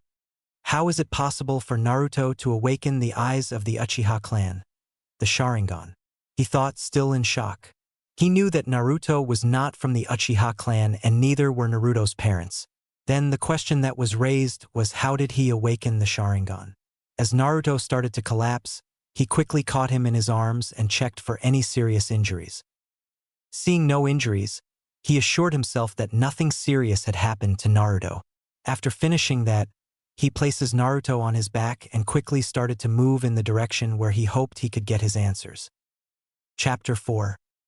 As Itachi jumped across the roofs to get to his destination, he carried Naruto piggyback style. He was still trying to get his thoughts straight but was having a hard time doing it. Those red eyes, with 2 tomo in one eye and a single tomo in the other, looking directly at him. As far as he knew, neither of Naruto's parents belonged to the Uchiha clan. Could it be that one of them was somehow connected to it? He felt Naruto starting to wake up and looked at him on his back as he sighed in relief. The boy's eyes were once again back to their normal blue. He must be pretty exhausted since it was the first time activating his Sharingan. Itachi thought as he watched Naruto rubbing his eyes. "You alright, Naruto-kun?" Itachi asked in concern. Naruto quickly replied, "I'm feeling alright now, but I don't remember clearly what happened. One moment I was feeling helpless seeing those shuriken coming towards me, and then I suddenly started feeling this burning in my eyes. Then everything started slowing down in front of my eyes and I could see the shuriken coming towards me in slow motion. I don't remember much after that." "Don't think too much, Naruto-kun. Just rest for now and I promise I'll explain everything later." Itachi assured him, but he inwardly wondered what he would say. "Yeah, I'll explain everything when I myself understand what happened exactly and how you awakened the Sharingan." Naruto nodded tiredly but then asked Itachi, his face looking confused. "Where are we going, Ni-san?" "We're going to the Hokage's office. I have some important thing to discuss with him." Itachi noticed Naruto's confused look. "I'll answer all your questions there, Naruto, you just rest for now." Naruto nodded and rested his head on Itachi's shoulder as he closed his eyes. Itachi smiled and picked up his pace to reach his destination. Hokage Tower. Itachi arrived at the Hokage Tower with Naruto on his back and quickly ran up the stairs towards the Hokage's office. He reached for the door to knock a couple of times. "Come in," a voice said from the other side of the door. Upon opening the door, Itachi was greeted with the sight of the Hokage, Hiruzen Sarutobi, calmly sitting in his chair and smoking a pipe. Hiruzen looked at Itachi and when he noticed Naruto resting on his back, a serious look crossed his face. "What happened, Itachi? Is Naruto alright?" Itachi could tell by the look on the Hokage's face that he was concerned about the boy. The Hokage not only knew everything about Naruto and his parents, but he also saw Naruto as his own grandson. Itachi was positive Hiruzen was the only one who could give him the answers he had come for. Itachi spoke. "Naruto is fine, Hokage-sama. He's only exhausted from sparring." Naruto nodded in confirmation and released his hold on Itachi so he could stand on his own. Itachi continued, "But something happened during our spar, Hokage-sama." "What happened, Itachi?" Hiruzen asked. "I was hoping that I could speak with you in private. It's something sensitive." Itachi didn't want others to know about Naruto's Sharingan, especially not the Uchiha clan. They would go to any lengths to get Naruto under their control and that would not end well for anyone. Hiruzen signaled to the hidden Umbu Black Ops to leave the office and activated the privacy seal on the doors and windows. He then looked at Itachi seriously. "Now tell me what happened, Itachi." His voice had the tone of authority. Itachi nodded at him, then looked at Naruto, who had a confused look on face. "Naruto-kun, would you please try to channel some chakra in your eyes?" "Huh. But why, Ni-san?" "Just do what I said, Naruto, you will get your answers soon," Itachi responded calmly. He wondered if Hiruzen had guessed where all this was going. Naruto nodded a moment later and closed his eyes. As he channeled some chakra into them, he could feel a little pain, but moments later he could feel something different. The pain was gone and in its place he felt power flowing there. When Naruto opened his eyes, gone was their normal blue, replaced by 2 glowing red orbs. Two Tomo showed in his left eye and Itachi could see two Tomo in the right one too, before a shock of Naruto's blonde hair covered it. Itachi noticed the Hokage's face but didn't see the shocked expression he had expected. Instead, Hiruzen was staring at Naruto calmly. The look confirmed his suspicions that the Hokage already knew something about this and could give Itachi answers. Hiruzen walked up to Naruto and knelt down to his level to move the bangs from his face, getting a good look at his eyes. Well, I expected this to happen someday, but not this soon. Itachi was confused. What do you mean, Hokage-sama? I don't understand. As far as I know, neither of Naruto's parents have it. So how could Naruto awaken those eyes? No, you're wrong, Itachi. Hiruzen started but was interrupted by Naruto. Would you tell me what you're talking about? He spoke in an annoyed tone. Hiruzen took out one of his kunai, which had been polished to a mirror-like sheen, and held it before Naruto's eyes. Take a look for yourself, Naruto. Naruto looked into the reflective steel of the kunai and his face registered surprise. What is this? How is it possible? He stammered, his voice full of shock. He then looked at Itachi with narrowed eyes. You know who my parents were and that neither of them had it? I need you to give me answers. Now. Itachi felt uncomfortable but responded. Yes, I know who your parents were, and as far as you having the Sharingan, I don't have an answer myself. That is why we came here.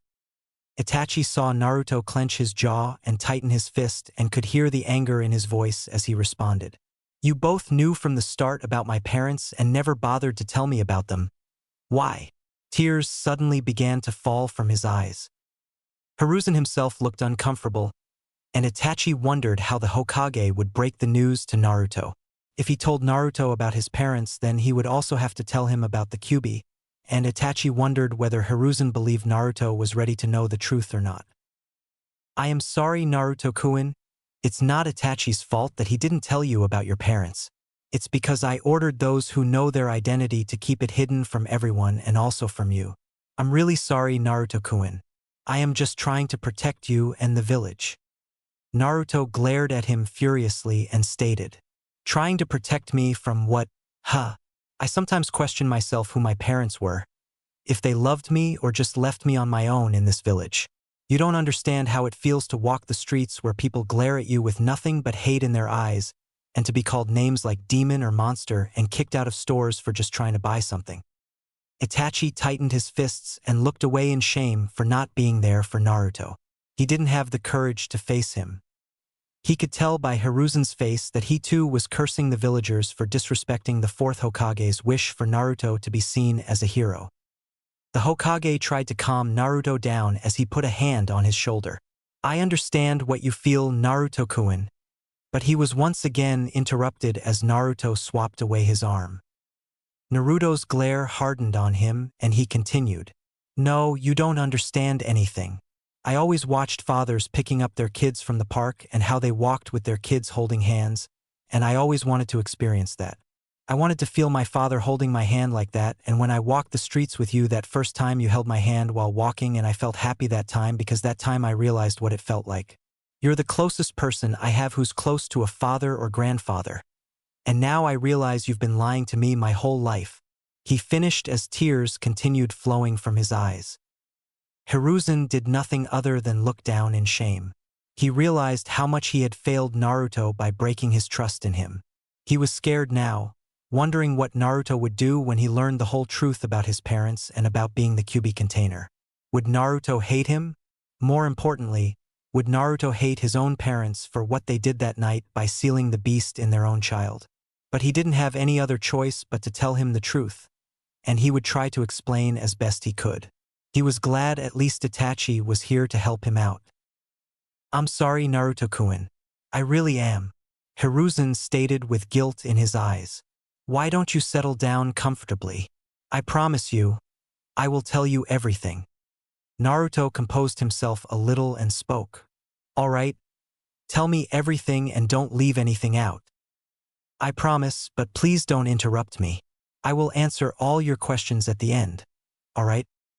Hiruzen then looked at Itachi, who nodded in support, then turned his attention back to Naruto and started.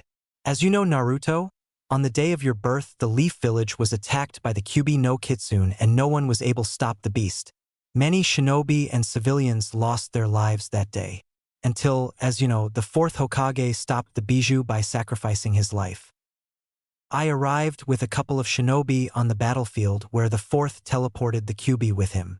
There I found the bodies of the fourth Hokage with his wife, both impaled by the Kyuubi's claw. They had put themselves in front of it trying to protect something. It was then that we noticed the baby no older than a few hours, laying in front of them. It was you, Naruto-kun. Naruto appeared shocked as he listened to the Hokage, and Hiruzen was sure that many questions were coming to his head, and was glad he didn't have the voice to ask anything. He noticed Naruto's shocked look and stopped himself from continuing. He didn't want to tell him anything more, but he knew that he had to go on. He hoped that after knowing the truth, Naruto would remain the same loving and gentle person. Itachi placed a hand on the boy's shoulder to show his support, but Naruto didn't acknowledge the gesture. How? W hat or YYU sang Ji-chan? How is it possible? Naruto asked in shock, and Itachi gently squeezed his shoulder. We weren't able to hear anything or go to them because of the barrier the fourth Hokage's wife put around them, preventing the Kyuubi from escaping, but we know what was happening in there. As you know, Naruto, the Bijou can't be killed, so the only thing the fourth Hokage could do to stop the Bijou was to seal it away. He used a self-sacrificing sealing jutsu to seal it in a newborn baby whose chakra coils weren't developed. That baby was you, Naruto-kun. After the sealing process, the barrier dissolved, allowing us to move in, and when we got there they were barely alive.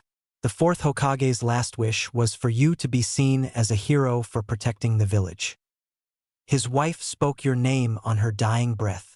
Hiruzen looked at Naruto to see his reaction. Naruto was so shocked after Hiruzen told him that he was the one used for the sealing that he couldn't say anything as his whole brain went blank. He then came to, and remembering all the hateful glares and being called monster and demon behind his back, he began to cry again. Itachi was also having a hard time controlling his emotions as memories of his time with Minato and Kushina came rushing to him. But he controlled himself, as he had to show his support to Naruto. Reaching out, he hugged Naruto and tried to calm him. Naruto put a hand on his stomach where he had seen the seal many times while channeling chakra. He had always wondered what it was but never paid too much attention to it. Now he knew. He looked at the Hokage with puffy eyes. Why me? Why did they choose me? Where were my parents that time? Did they give me away to the fourth for him to use me? Did they think of me as some kind of monster like many in the village think? Hiruzen felt terrible for Naruto and at the same time cursed the villagers for what they had done to an innocent child. But he also smiled a little at Naruto and answered, "Your parents didn't hate you, Naruto-kun. I had never seen your parents so happy as when they got the news of your arriving. They couldn't stop smiling, and as for why the fourth and his wife chose you for the sealing, they knew the meaning of sacrifice and couldn't ask anyone else to sacrifice their child, so they used their own baby boy who was born only hours before." Naruto's eyes widened. Never had he expected to be the son of the fourth Hokage.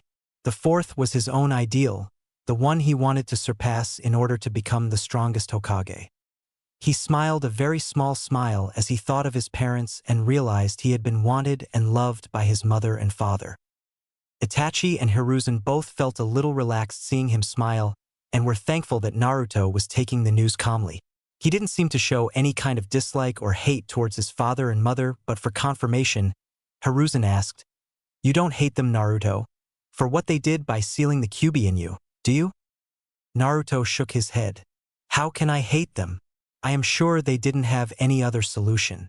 You once said to me that being Hokage is not a simple job that anyone can do, and being shinobi means self-sacrifice. Well, my father was not just a shinobi, he was also the Hokage. If the Hokage can't sacrifice anything for his village, then how can he accept other shinobi around him to do the same? And if my Tao-san had used any other kid, then I don't think he would have deserved to be called a Hokage and father. I am proud to be his son."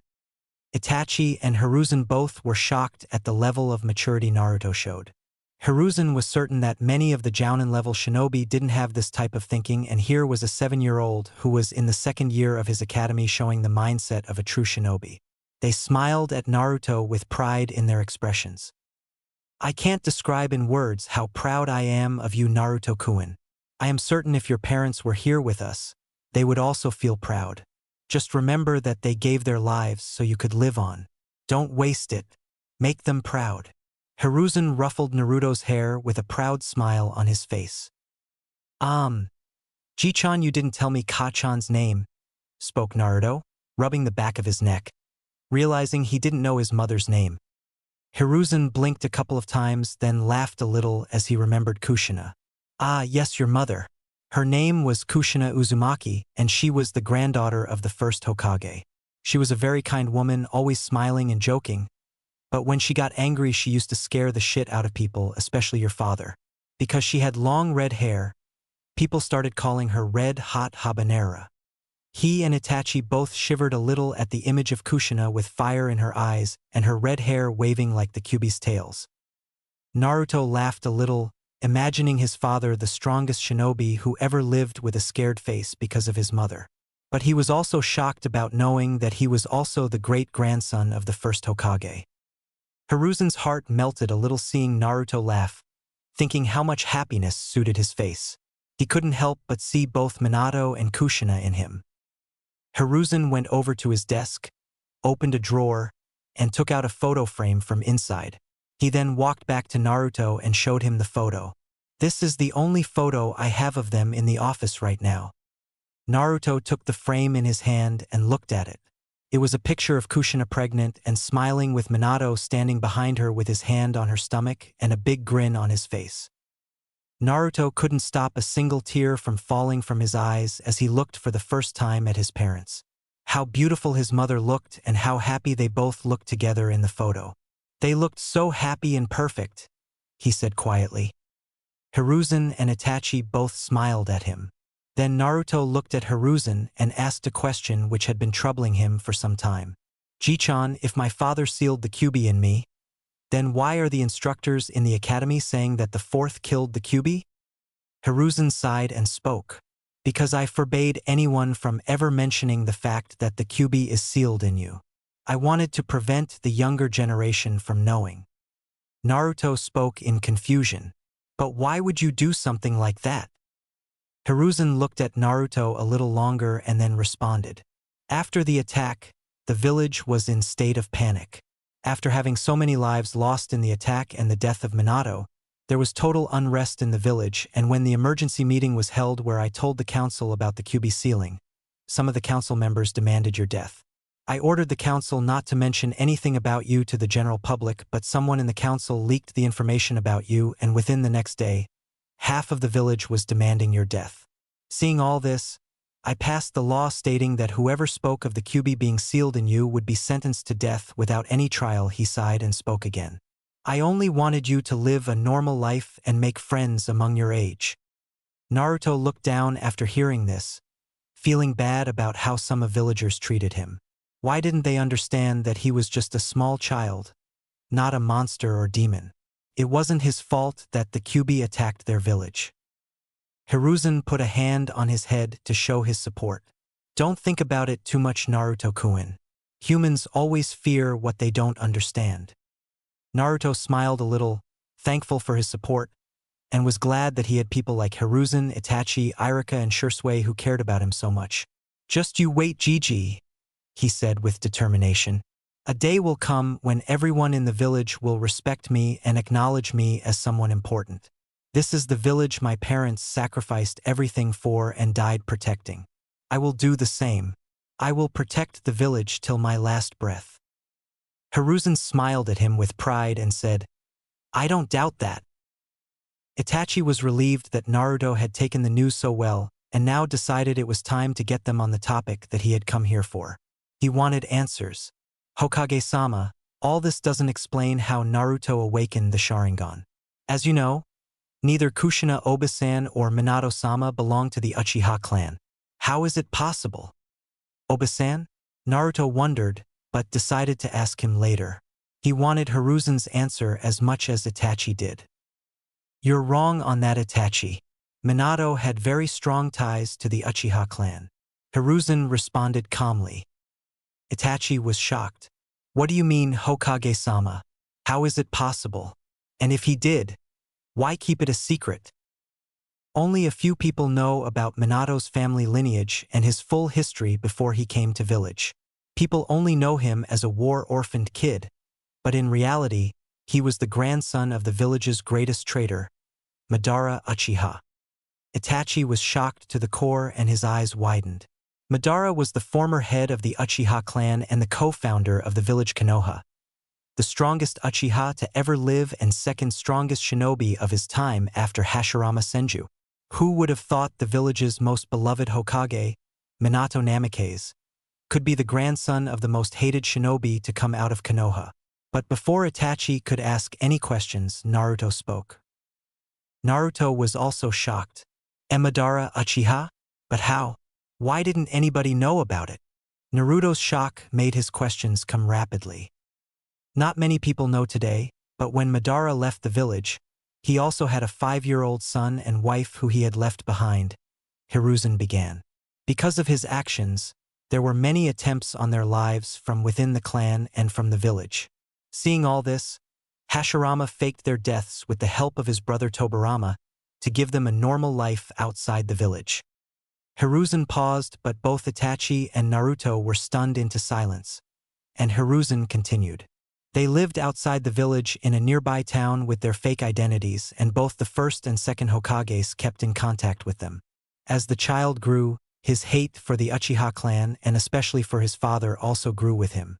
He never became a shinobi and never awakened his Sharingan though. He was a simple farmer, and in time he married a woman named Mira Namikaze, and they had a son who was named Minato Namikaze. Itachi tried to process this new information. But Hokage-sama, why did Minato-sama come to the village? His parents were both killed during the Second War by some shinobi, and at that time, Minato awakened his Sharingan for the first time. He was only 6 at that time, and his father Izuna, noticing his eyes, told him to go to Konoha and contact Tobirama Senju, the second Hokage. But weren't there people in the village who noticed his eyes? Itachi asked. No, it was a well-kept secret, Hiruzen answered. When Minato met the second Hokage and told him everything, he also said that his father wished for him to not getting involved with the Uchiha clan. Then Tobirama-sensei took Minato under him, and with the help of Mido Uzumaki, he prepared a seal to hide his eyes so no one would discover it. Later, though, Minato told some of his close friends and people he trusted. Wow, this is a lot to take in on one day, Ji-chan, Naruto muttered. I would never have imagined that I could be related to so many strong people. First I learned that I'm the son of the 4th Hokage, and then that I'm the great-grandson of Hashirama Senju, and now that I'm also the great-grandson of Madara Uchiha. That you are Naruto-kun. But if the news of your heritage becomes known, your life will be in grave danger. There are forces in and outside the village who would be after you if they knew. That is why I kept the identity of your parents hidden. Naruto nodded in understanding. Don't worry, Gigi. I won't tell anyone about it. Then he asked the question which he had wanted to know his whole life. Ji-chan, is there any more of my family out there? Hiruzen smiled at the innocent look on Naruto's face and happily responded. Well, of course there is, Naruto. You already know them, or at least have heard of them. They are quite famous now. Your godfather Jiraiya was once my student and your father's sensei, and your mother's cousin sister Tsunade Senju. Naruto was relieved at hearing he still had a family, but then a fear come across his face. They didn't abandon me, did they? No, Naruto-kun, they could never hate you. They just can't be in the village. Jiraiya runs a spy network for our village and is constantly on the move. He has his duties for the village, but he does ask me about your well-being in every letter he sends me, and he even sends money every month for your expenses. Your toad wallet is a gift from him. Hiruzen's voice was reassuring. Then he sighed, thinking of his other student, and he shook his head a little and continued. As for Tsunade, truthfully I don't know where she is. She left the village after the Third Shinobi War and has only come to the village a couple of times. The last time was to meet your parents. Why? Naruto asked in confusion. She has her reasons. As for why she is not in your life, it's because she doesn't know you're alive. I have tried in the past to get in contact with her, but my attempts always end in failure. She is hard to track down, and I can't have Jiraiya go after her because he has been on an important mission for a long time. Naruto nodded in understanding but felt a new loneliness that he couldn't be with his only living family. Itachi, who had remained silent, was still letting the information sink in. He was stunned to learn about the fourth's connection to the Uchiha clan and was also worried for Naruto. If the information became known to the others, it would create some serious problems for Naruto. He looked at Hiruzen without emotion. What now, Hiruzen-sama? We can't let the news about Naruto's Sharingan be known to others. How will we protect the information? Hiruzen nodded in seriousness and responded. You're right about that, Itachi. We can't let that happen, but you don't have to worry about that. Just give me a couple of days to find the seal in Minato's notes. He didn't use his Sharingan much, but he kept the notes on the seal safe. After putting the seal on Naruto's eyes, we don't have to worry about anything. Itachi nodded, relieved. Hiruzen turned then to Naruto. Naruto-kun, don't ever tell anyone about what I've told you. Wait until you fully trust a person to keep your secrets hidden. All right? Haiji-chan, don't worry. I can keep secrets. Naruto responded. Hiruzen smiled at him, then looked at Itachi. Itachi, make sure no one from the Uchiha clan knows about Naruto possessing the Sharingan. I also leave Naruto to you so you can train him properly on how to use Sharingan. Itachi nodded and smiled. He would have done that even if the Hokage hadn't told him to. You don't have to tell me, Hokage-sama. I already planned on doing it. Naruto gave him a big grin. I am ready for anything, Nisan. Hiruzen and Itachi both laughed at his expression and were glad that Naruto had taken the news calmly. I think that is it for today, Naruto-kun, Hiruzen said. You should go rest now and give yourself time to relax. You had a very long day today. Come on, Naruto-kun. I'll drop you at your apartment, Itachi said and went to his knees, showing his back to Naruto for him to climb on. Naruto happily climbed on Itachi's back and tightened his hold on him before waving goodbye to Hiruzen. I'll see you later, Ji-chan. Hiruzen nodded at him with a smile on his face, and as they retreated, he muttered with a long sigh. Well, it went pretty well, thank Kami. Then he looked at the portrait of the late fourth Hokage with a faint smile as he became lost in his thoughts. You will be so proud seeing your son Minato. Both you and Kushina, I'm sure of it. One day he will become a great shinobi and a man, and I will help wherever I can in his journey. Time skipped 2 years later. With Hiruzen. Hiruzen was standing near the window staring out over the village, but his mind was elsewhere, thinking about Naruto and the decision he had made earlier in the day. Naruto had grown excellently in the past 2 years and was performing much better than students his own age. The instructors in the academy considered him a once-in-a-lifetime prodigy and compared him with the likes of Minato Namikaze and Itachi Uchiha from their academy days. The news of him possessing the Sharingan had been kept a secret. Besides himself, only Itachi and Naruto, and now Kakashi and Jiraiya, who had been later informed about it, possessed the knowledge. But that wasn't what was worrying Hiruzen right now. Now, he was thinking about the meeting regarding academy results that he had attended this evening with the elders. Flashback.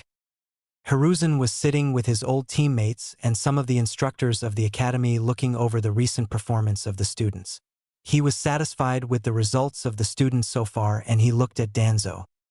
Look at Naruto Uzumaki's report card, Hiruzen, Danzo said, handing him the report card and also getting the attention of the others. Hiruzen looked at his report card, and to say he was impressed would be a little thing.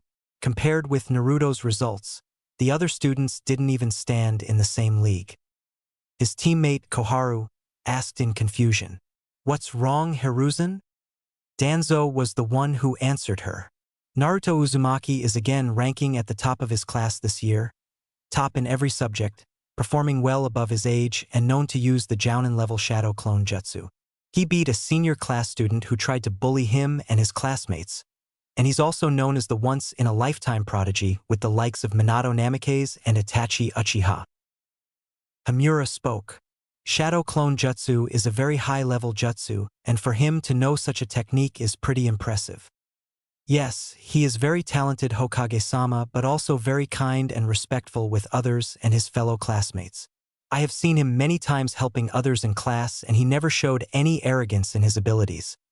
Irika informed them proudly. He doesn't fit in at the academy anymore, Danzo said. He has shown great maturity and is very strong. I say let's graduate him early and promote him to genin rank. The others looked at him in shock at this suggestion, but it was Irika who voiced his thoughts. But he is too young to become a shinobi. Hiruzen also nodded in agreement. Irika is right, he is too young at the moment and the time is different from our time. We are at peace now. We don't want children to fight at such young ages. Let him enjoy his childhood before getting involved with the shinobi world. Danzo sneered at Hiruzen and his weak ideology and spoke firmly. Don't be foolish, Hiruzen. There were many shinobi who graduated at such an early age. Just look at Itachi Uchiha and today he's an Umbu caption. If we let him continue in the academy, we're just wasting such a fine talent. Hamura and Koharu agreed with Danzo, stating that the main priority was to make their village strong and Naruto would be a fine addition in their shinobi ranks. I agree with Danzo-sama. There isn't anything left that we can teach him at the academy. It was one of the academy instructors sitting next to Irika who spoke. Hiruzen knew that Naruto was strong and could already become a genin, but he had always hoped for him to make friends with his age group, and to be promoted with older kids could destroy his career if they didn't treat him well. He spoke after thinking carefully.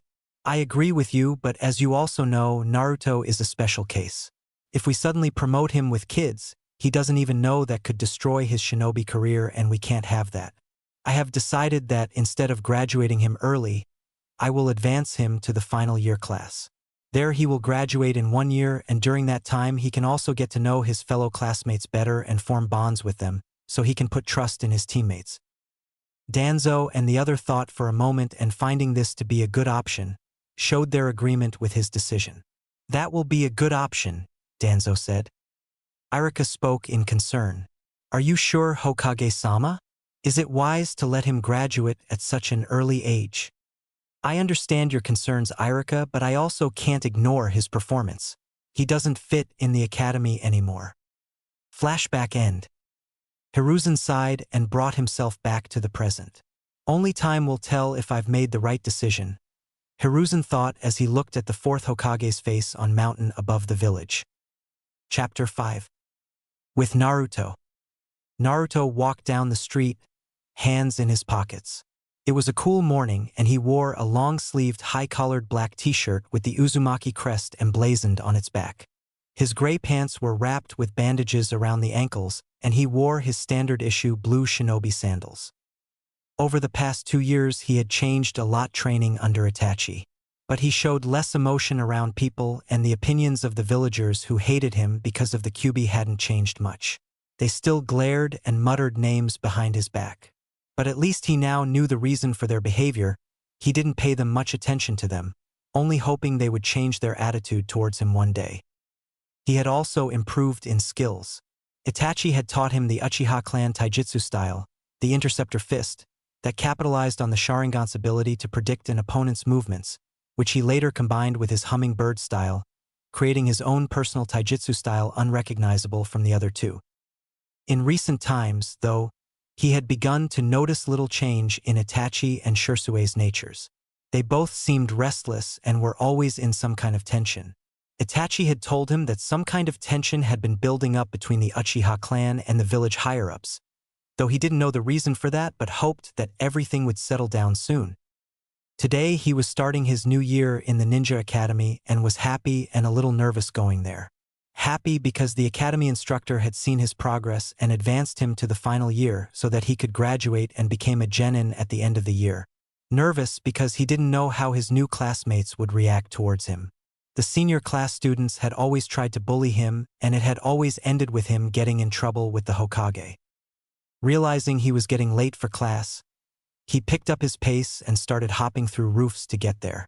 He arrived at the academy minutes later and started searching for the class the Hokage had told him to go to. After some time, he finally found a room with number 207 on the class door. Finally, he muttered. He was a little late and quickly went to knock on the door when he heard a familiar voice from inside that he couldn't quite place. "Yes, please come in," the voice said. Naruto opened the door and was surprised to see Iruka standing there. He had never expected to meet him here. He also noticed that all the students were looking at him, probably wondering who he was and why he was there. "Oh, you finally arrived. I was waiting for you. Come here," Iruka said, smiling, and motioned him to come near. Apparently, the Hokage had given Iruka the final year class to teach to ensure nothing negative happened to Naruto. Naruto went over to him and faced the whole class, which was still looking at him with confusion. "He is a new student here and will be joining us from today," Iruka informed the rest of the class. Then, turning towards Naruto, he said, "Why don't you introduce yourself to everyone?" Naruto nodded to him and faced the class with a stoic look and spoke. "Good morning, everyone. My name is Naruto Uzumaki, and I am looking forward to spending this year with you all." He bowed at the end. Iruka smiled at Naruto and was about to say something when someone shouted in the class, "Hey, what do you mean he's new student? He looks younger than all of us." Iruka sighed at that before responding. Yes, he was in the junior class, but because of his performance, the academy instructors, with the Hokage's permission, promoted him to the final years class. "But that's so unfair, sensei. We spent so many years with those boring lectures and he just skipped them."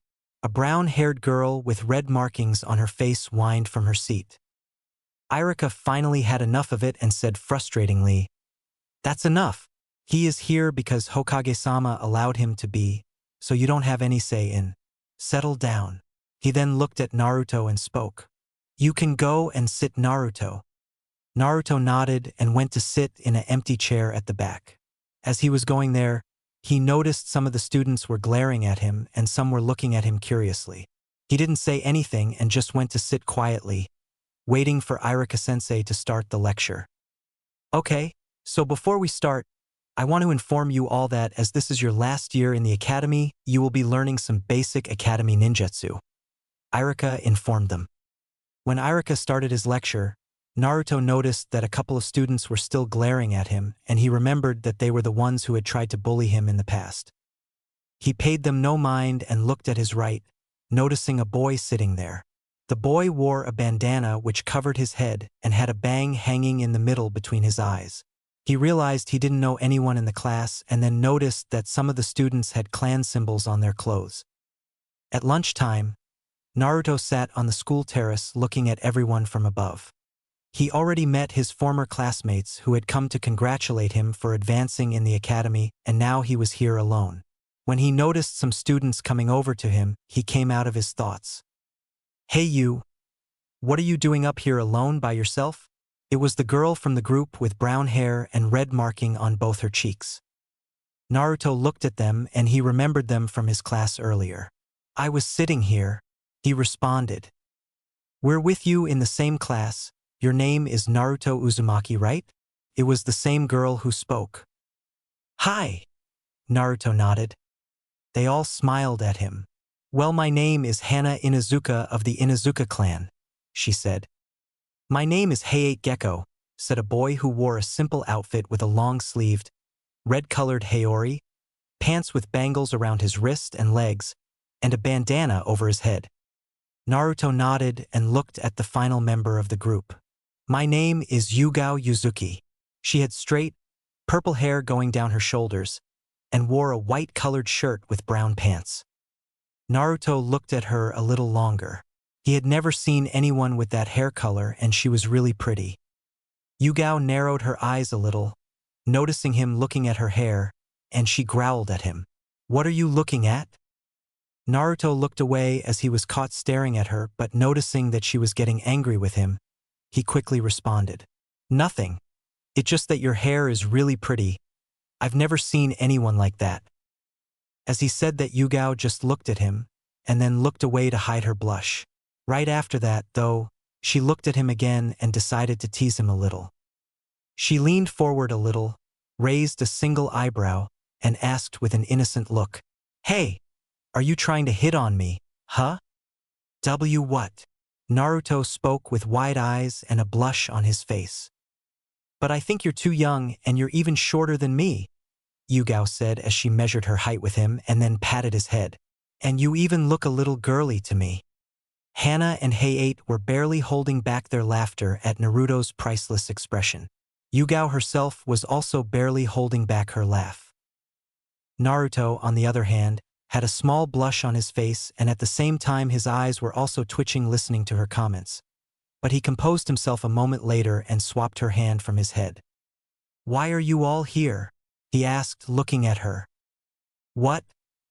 I thought you'd be interested in talking to me," Yugao said, trying to look hurt. Both Hana and Hayate couldn't hold it anymore and burst out laughing. But when they both calmed down, Hana decided to save Naruto from any more embarrassment. She spoke. "That's enough, Yugao, stop teasing him." Yugao giggled in response and spoke. "Fine." She then looked at Naruto, smiled genuinely, and said, "But thanks for the compliment anyway. You're the first one ever to compliment me on my hair." "Why are you here?" Naruto asked them once again. Hayate responded, "Well, we're hanging out here and noticed you sitting here alone and we decided to introduce ourselves and get to know you a little. After all, we're in the same class, right?" Naruto nodded at him. Then Hana asked, "So what are you doing here alone? Don't you want to hang out with your friends?" Friends, he thought, looking at them. He had never had any friend in his life. Sure, he used to hang out with his former classmates, but he couldn't call them his friends. He wasn't sure he really understood the meaning of friend. "I don't think I have any friends," responded Naruto. They looked at him for a moment before Yugao spoke. "You're a little weird one, you know that?" "Hey, then why don't you join us? It'll be fun," Hana said with a big smile on her face. Naruto thought it over a little and responded, "All right, but I don't want to go anywhere at the moment. So if you guys don't mind, can we just sit here?" They all nodded, then started talking. "You know, Naruto, we don't know anything about you other than your name," Hayate spoke. "Well, what do you want to know about?" Naruto asked. "Well, just a little about yourself. What you like and your dreams for the future," Hana responded. Naruto thought it over before he said, "I like ramen from Ichiraku. I hate when people judge others without knowing them, and as for my aim in life, I want to become the Hokage and surpass one particular person." Impressed looks crossed their faces, but they didn't ask him who he wanted to surpass.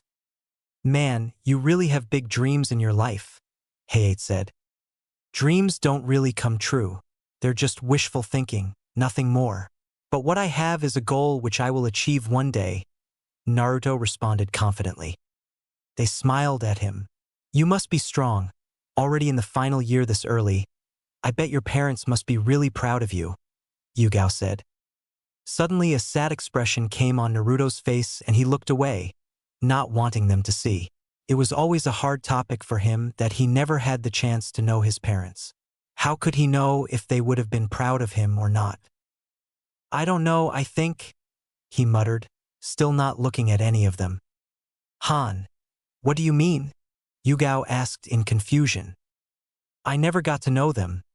They both died on the day of my birth," he said. All three looked at him with wide eyes and Yugao quickly apologized. "I'm sorry, Naruto, for bringing them up." Naruto shook his head and responded, "You don't have to apologize, you didn't know." She nodded, but her face looked troubled. Hana decided to change the subject. "We should get going, the break is about to be over in a couple of minutes." They all nodded and walked towards their classroom together for the rest of the lectures. Evening time. Later, Naruto was in the training field with Itachi and Shursui, relaxing after his training session with them. Talking about them, he also had noticed that Itachi and Shursui had started spending less and less time with him, always busy with their umbu missions and always under some kind of stress and acting cold. He hoped everything would get normal soon enough. Shursui was one of his most trusted comrades, after the Hokage and Itachi, and he had even confided in him about his Sharingan. Just like Itachi, Shursui was shocked at first and didn't believe them, thinking they were joking with him. But later he realized that it was truth and promised to keep it a secret. Naruto looked up at the sky and watched the clouds. It didn't matter whether it was sunset or a night sky full of stars and a moon. He always felt relaxed looking at the sky. He was interrupted out of his thoughts by Itachi. "So how was your day in the academy?" "Well, nothing much interesting. Just a normal day. But I met some students from my class and they invited me to hang out with them," Naruto responded. Itachi and Shursui both smiled at him. Then Shursui said with a grin, "Did you listen, Itachi? Our little Naruto-chan made some new friends in the academy?" Naruto glared at him. "Stop calling me that, Shursui Baka, and besides, I wouldn't call them my friends. They're just my classmates." Itachi shook his head. "You sometimes think too much. You should bond with other kids of your age." "Look who's talking about friends, the ever-great stoic-looking Itachi Uchiha," Shursui muttered under his breath with a deadpan look. Itachi glared at him. "But a shinobi shouldn't get himself attached with other people," Naruto responded. "We are all humans, Naruto. The emotions and bonds we form don't make us weak.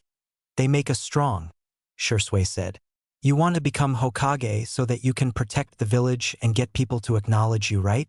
But why would you protect the village when you don't hold any attachment? But when you have even one person, then you will go beyond your abilities to save them and they will do the same for you." Naruto nodded in understanding. "Just remember that true strength comes when you have something to protect," Shursui quoted. "Well, I guess I could at least try to make friends," Naruto muttered. Itachi noticed it was getting late and mentioned to both, "We should get going, it's getting late." Shursui nodded and said, "Yeah, you guys go. I have to report back to the HQ." Itachi and Naruto nodded at him and Naruto went to stand up. Arg! He held his right leg in pain. "You injured your leg in the training," Itachi spoke and looked at his leg. "Well, Shursui Baka hits really hard," Naruto responded. "Would you stop calling me Baka, you squirt?" Shursui growled. Naruto glared at him and said, "And you stop calling me squirt." "But you are a squirt." Shursui pointed towards his height and Naruto growled at him. "No, I am not. I am only 9 Baka." Itachi wrapped the bandage around his leg and then picked him up bride style. "Hey, put me down. I can walk on my own," Naruto said in embarrassment. Itachi smiled a little then looked at Shursui with a serious look and nodded at him. Shursui also nodded in response and said, "Don't be late, Itachi." He then went off in his own direction. Itachi walked off the training field towards the streets, which were empty because of the late hour. He was laughing at Naruto, who was on his back with a pouting face. "It's not funny," Naruto said. "I'm sorry," Itachi apologized but still laughed a little. "But I'm just happy. You're really like a kid brother to me. So being able to take you under my wing like this makes me happy." Naruto smiled at him in return and listened as Itachi continued. "I know you also think of me as your older brother and depend on me for anything." Itachi was right. He really did depend on Itachi for anything and saw him as his own big brother. But in recent times he felt that Itachi was getting further away from him and he couldn't do anything about it. "Itachi," he said, deciding to voice his concern. Itachi looked at him on his back. "I was meaning to ask you about your behavior. You always look stressed and always come late for training now. Is everything all right with the clan?" Naruto asked in concern. Itachi didn't look at him. He had already informed the Hokage about this and he and Shursui were doing the best they could to control the situation, but it was getting really hard day by day. Tension between the Uchiha clan and village higher-ups is still very high. They suspect that the Uchiha clan was behind the Kyuubi attack. Meanwhile, the clan is thinking that they are losing their power in the village and are making unnecessary demands. Hokage-sama is doing as best as he could, but it's still not enough. Itachi informed him. So what are you going to do about it? Naruto asked. Truthfully, I don't know yet, but you don't have to worry about anything. We'll figure something out. Itachi assured him with a smile. I'm just worried about you and Shursui, Naruto muttered, tightening his hold on him. Itachi smiled a little in response. You must be tired from all the training we did today. Go ahead and sleep, but there's one thing that's certain. At this, Naruto's eyes started to close, but he did listen to what Itachi said at the last as he smiled and closed his eyes fully. I will never, ever betray you. 6 months later. It had been 6 months since he had started his final year class, and he had already impressed everyone in his class with his skills and was now at the top of the class. He started to hang out with Hayate, Hana, and Yugao, and even met a couple of the other students. He even started to consider them as his close friends, though Yugao still teased him whenever she got a chance and Hana also joined her now, but he still enjoyed spending time with them. He even went on to train with them after the academy sometimes, and seeing him making friends, Hiruzen, Itachi, and Shursui were all happy for him. He was now sitting in the class, and next to him sat Yugao, who seemed to be paying close attention to what Iruka was teaching. Naruto was brought out of his thoughts by Iruka when he heard his name. Naruto, would you tell the class which jutsu this hand sign is used for? Naruto looked at the hand sign on the board, then answered. It's for water-style water bullet jutsu. Very good, Naruto, as always. Iruka complimented him with a smile. Some of the kids glared at him, and Yugao looked him at the corner of her eye and smirked. Wow, Naru, you're so smart. Naruto sighed at her teasing game. Would you stop that, Yugao? He glared at her. Yugao just giggled in response. Naruto and Yugao, don't disturb the class and pay attention closely. Iruka scolded them. They both apologized to him and went on listening to him. After some time, the class ended and Iruka called out to everyone. Well, now we have physical class and we are going out for some one-on-one fights. Iruka then took everyone towards the training ground and motioned them to stand in a straight line. I will be calling out names and we will pair the opponents like this, all right? He then called out the first pair and the fight went on for some minutes. After that, some more fights went on and Naruto observed from the sidelines. This was the first time he had seen any of them fight. He was impressed with Yugao, Hana, and Hayate. As they beat their opponents, he congratulated them on their performance. He wondered if the other students were interested in seeing him fight. Finally, it was his turn as Iruka called him forward with another student. The other students were muttering amongst themselves about how he would do against last year's topper, but he ignored them as he stepped in the circle and looked at his opponent, waiting for Iruka to start the match. They both made the confrontation seal with their hand. Both fighters ready? They both nodded. Hajime. Iruka started the fight. Naruto's opponent wasted no time in attacking him and went to punch. Naruto quickly sidestepped so the punch would miss him, and continued to block and dodge the attacks. Soon, his opponent started to get frustrated and lose his concentration as match dragged on. With every attack, Naruto would either block his punch or dodge his attacks. Naruto could read his opponent's attacks clearly. He wasn't using the Sharingan but still could see it clearly because of regular training with Itachi and Shursui. Suddenly, taking advantage of his opponent's lack of concentration, he went under his defense and kicked him hard in the stomach, sending him staggering back. He then pushed him down and held a punch in front of his face. All the present students looked on with wide eyes. Even his friends were looking at him in shock. Iruka himself looked impressed. Winner Naruto Uzumaki. Then Naruto and his opponent offered each other the reconciliation seal in respect. Naruto went over to stand with the other students, but just as he came to a stop, Hana held him in a headlock and messed his hair as she teased him. Hey, look, Yugao. Our little Naru is such a prodigy. Yeah, I didn't know our Naru was so strong. Yugao spoke and looked at Naruto with an innocent look. You're not going to force us to call you Naruto-sama from now on, are you, Naru? The other students were looking at their interaction with amusement, and Iruka himself seemed to be holding his laugh. Naruto, on the other hand, was getting embarrassed by all the attention he was getting. He released himself from Hana's hold. "Get off me, woman," and glared at both of them.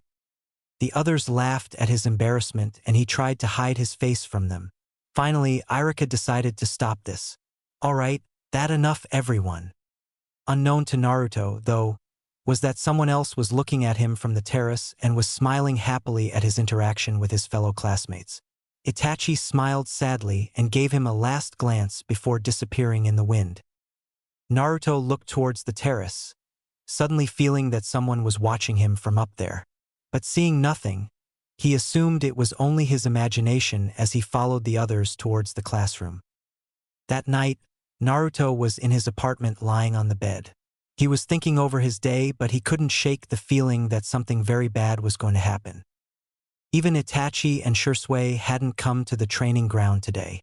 But thinking about it, he realized he hadn't really seen Shisui for a week and he had only met Itachi a couple of times during the week. He heard a knocking sound on his window and immediately pulled a kunai, but soon relaxed when he noticed that it was a crow. He only knew 2 people who used crows. He went to open the window and the crow quickly came inside and circled around a bit before it was followed by more crows, until they all seemed to merge and Itachi formed in his room. Naruto's eyes widened in shock. Itachi was in his umbu uniform, but it was the amount of blood covering him and his clothes that caused the shock. What happened, Itachi? What is all this about?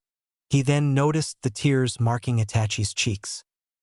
Itachi first went toward the window and closed it, then turned towards Naruto, who was still looking at him with a shocked expression.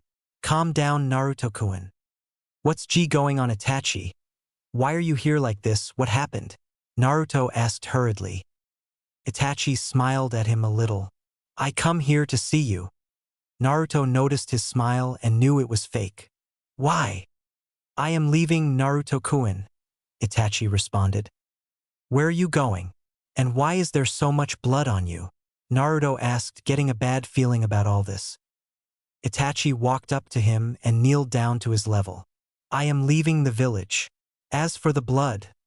He stopped and looked at his clothes. "I slaughtered the whole Uchiha clan, leaving my brother Sasuke the only survivor. I am now a traitor to the village." Naruto froze on the spot. He couldn't believe it. His mind went blank and he didn't know what to think. He stepped back a little and looked at Itachi in complete shock, and didn't notice when tears began to flow from his eyes. He then grabbed Itachi by his collar and glared at him. "What the hell are you talking about? Why would you do something like that, and where is Shisui?" Itachi tried to calm him down by putting his hand on Naruto's shoulder. "I had no other choice." "You're talking nonsense. Where the hell is Shisui?" Naruto asked loudly, losing his patience. "Shisui is dead. He died a week ago." Itachi answered him and Naruto looked at him with another shocked expression. How?" Naruto asked weakly. Itachi pulled Naruto into a hug and spoke. "Me and Shisui were both double agents. The Uchiha clan was plotting a revolt against the village to gain power and my father told me to supply the village secrets to the clan. But I told Hokage-sama and the elders. I became their spy in the clan, but the clan started to suspect me, so they ordered Shisui to keep an eye on me. They didn't know he was working with me to stop the clan from completing their plans." Now it was starting to become clear for Naruto. This is why they had both looked stressed and had been coming late for training. This explained their cold behavior sometimes. "But how could you kill the whole clan?" "I had no other option.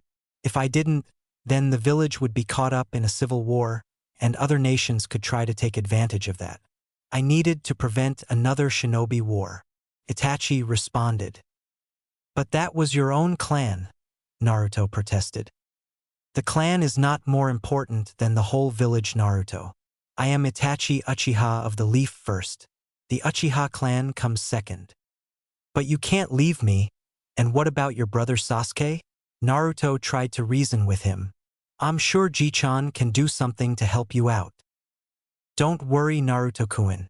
Don't you remember you once told me that being shinobi means self-sacrifice? That's what I'm doing. This is my sacrifice for the betterment of the village." "But I don't want you to leave me," Naruto cried. "Don't worry, Naruto. I am sure you and Sasuke both will be fine. You still have people here who care about you. Itachi then hugged him tightly as tears flowed from his eyes. I must be going now. Hokage-sama is preparing for my leave. I will be supplying information by infiltrating the enemy lines, and I'll leave the village to you.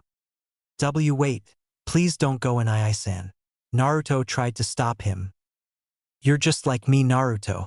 I know you'll understand me. Just remember that the nameless individuals who maintain peace from the shadows are true shinobi. Shursui taught us both that. Then he tapped Naruto's forehead with his 2 fingers.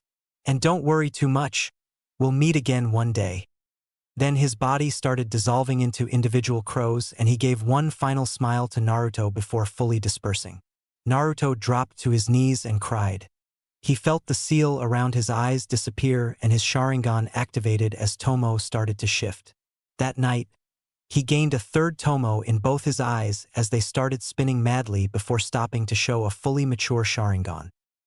Itachi, Shursui, I promise that I will become a true shinobi, just like you both, and protect this village with everything I have till my last breath. This is my promise as Naruto Uzumaki of the village hidden in the leaves. A week later, Naruto was standing in the training field looking at the big stone with shinobi written on it in kanji. He had been standing there for an hour, just looking at the stone. It had been a week since Itachi left the village and was now marked as S-rank criminal for his crime against the village. Hiruzen had talked with him and explained everything in detail as Itachi told him.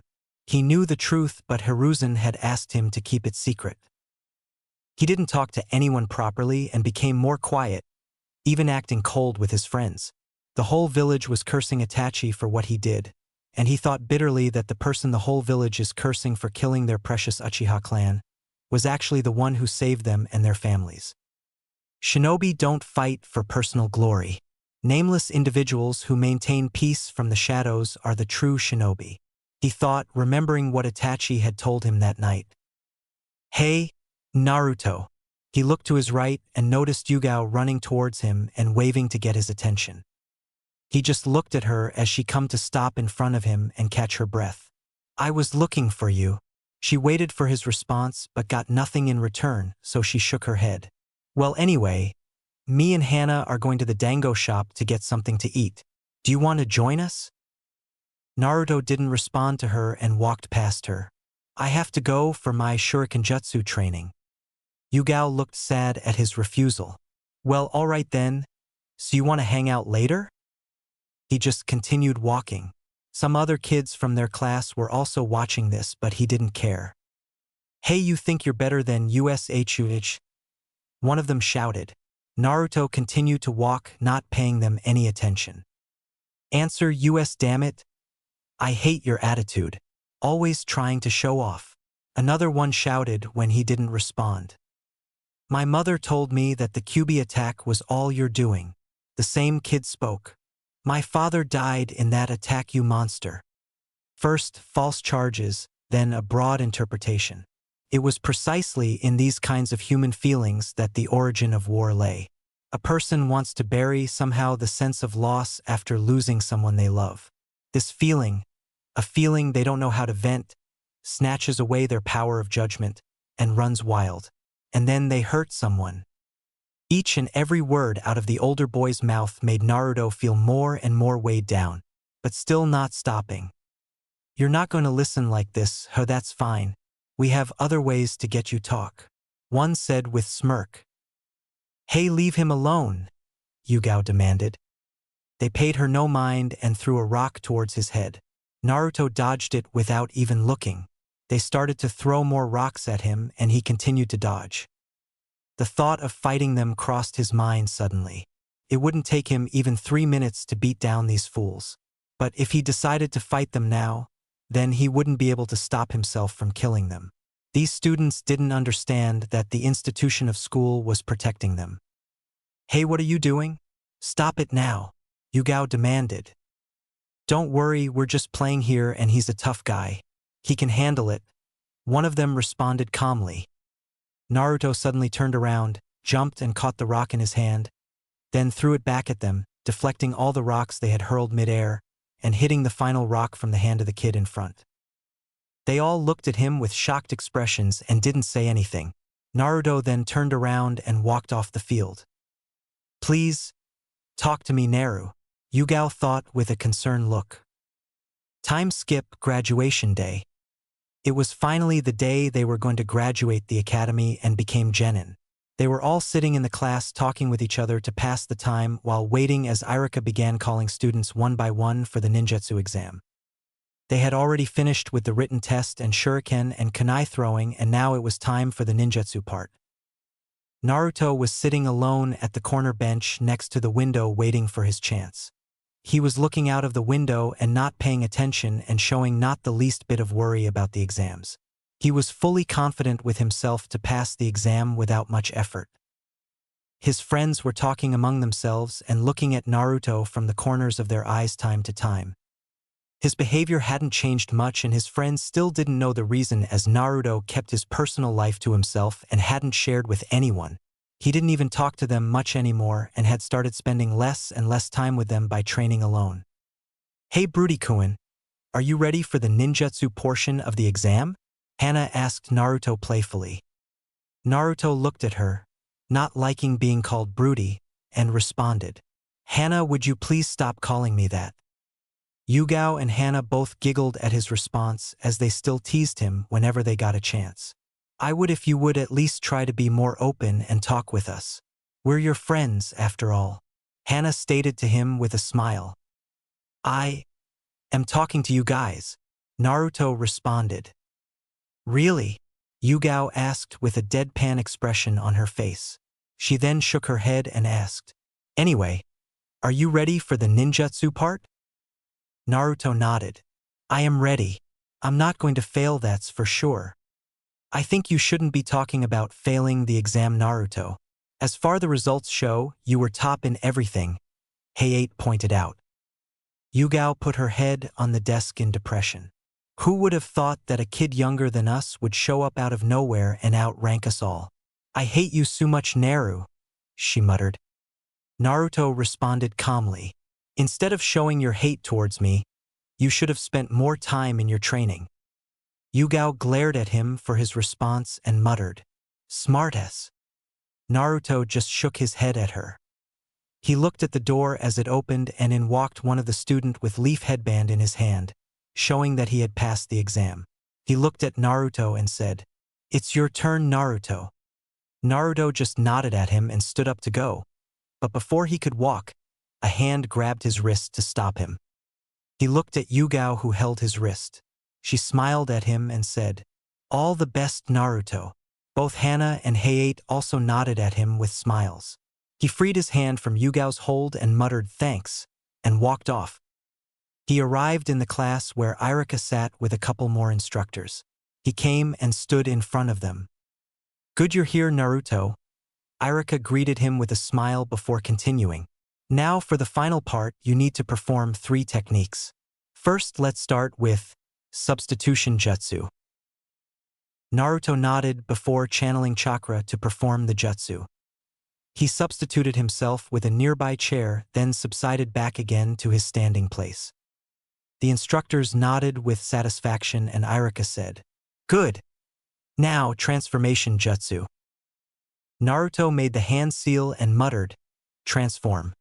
Soon smoke covered him before it cleared and showed the 3rd Hokage instead of him. Irika examined him and nodded in satisfaction with his perfect jutsu. Then Irika spoke. Very good, Naruto. As for the next jutsu, I already know you can perform this jutsu, but you still have to show me just for the formalities, so just make clone of yourself. Naruto made a cross hand seal and called out the jutsu name, Shadow Clone Jutsu, and made 6 perfect-looking clones of himself. The instructors all looked impressed at his performance and Irika smiled at him proudly. Congratulations, Naruto. You passed the exam with flying colors. Here's your headband. Wear it with pride. Naruto smiled at him before accepting the headband and tied it on his forehead. He then bowed to them in respect and spoke. Thank you, sensei. They smiled and nodded to him and Naruto exited the class happily. He arrived back in his class and went towards his seat. When his friends noticed his leaf headband, They smiled happily and congratulated him for passing the exam and started talking among themselves. After some time, Irika walked in the class and told everyone to settle down so he could speak. Congratulations everyone on passing the exam and becoming genin, but this is just the start of your career, so I wish you best of luck. And one more thing I would like to announce is that we had many good performances this year, but there was one student to surpass all the other performances and come on top. They listened to him closely. The Rookie of the Year is Naruto Uzumaki. The class looked at Naruto in shock. He was younger than them and had arrived just a year ago in the class, and yet he outclassed them all by becoming the Rookie of the Year. His friends also looked at him, but Naruto just sat calmly. He knew it was just the start and that he would face far stronger tasks in the future. Chapter 6. The graduation exams were over and Naruto was waiting for class to start for the last time. Sitting at his usual place beside the window, he looked much the same as he always had, but he now wore the sword on his back that Itachi had gifted him, along with fingerless gloves and 2 kunai holsters attached to the back of his waist. Today was the day they would be put in teams and assigned a Jounin sensei, and he hoped that whichever team he was put on wouldn't slow him down. "Good morning, Naruto." Naruto turned and saw his friends settling down beside him. He nodded to them and noticed both Yugao and Hayate also wore swords on their backs. "I never knew that you both were interested in kenjutsu. You never mentioned it before." "You never asked," Yugao responded straightly. "We both trained with each other because we both want to become kenjutsu specialists." Naruto raised an eyebrow at her but then shrugged it off. Everybody had their own secrets. After all, he himself had kept almost everything about himself a secret from them. He also noticed Hana, but this time she was not alone. 3 dogs walked beside her. He had never seen them before but knew the Inuzuka clan worked with ninja dogs as their partners. Hana noticed him looking at her companions and introduced them to him. "You don't know my partners, Naruto-kun, since you've never been to my house. These are the 3 Haimaru brothers." Naruto just nodded at her and her companions. When he didn't say anything, Yugao's eyes started to twitch, and she bonked him over his head with her fist. "You idiot! Don't just sit there. Introduce yourself to them." She spoke in annoyance. Naruto rubbed his head where she had hit him and muttered under his breath, "You don't have to hit me for that." But he shut up when Yugao narrowed her eyes and began to look mad. He then quickly looked at the triplets and introduced himself, not wanting to get her more angry. "Hello. My name is Naruto Uzumaki, and I am friends with Hana." The triplets barked at him happily and jumped at him, licking his face in response. Naruto's friends laughed seeing this. "Look, they already like you, Naruto," Hana said. Naruto smiled at them and rubbed their heads softly with his hand. Their attention turned towards the door then as Irika walked in with some files in his hand. By this time, everyone had arrived and were sitting talking with each other. "Good morning, everyone," Irika said. "It's good to see you all once again. This is our last day together in the academy as you all are genin now and will be put in selected teams. But before announcing your teams, I would like to say something to you all." He stopped for a moment and looked at everyone. "You're only genin, so don't get big heads. Train hard from now because this is just a start. You'll face many challenges from now on in your life, so be prepared for them and don't take it easy. Listen to your superiors, trust your teammates, and I am very proud to be part of this batch. Now, coming back to your teams, listen up closely. Team 1 Inch." Irika started announcing the teams. Naruto listened for his name, hoping to be put on a decent team. Then finally, he heard it. Team 12 will be Naruto Uzumaki, Hana Inuzuka, and Yugao Yuzuki. The 3 looked at each other.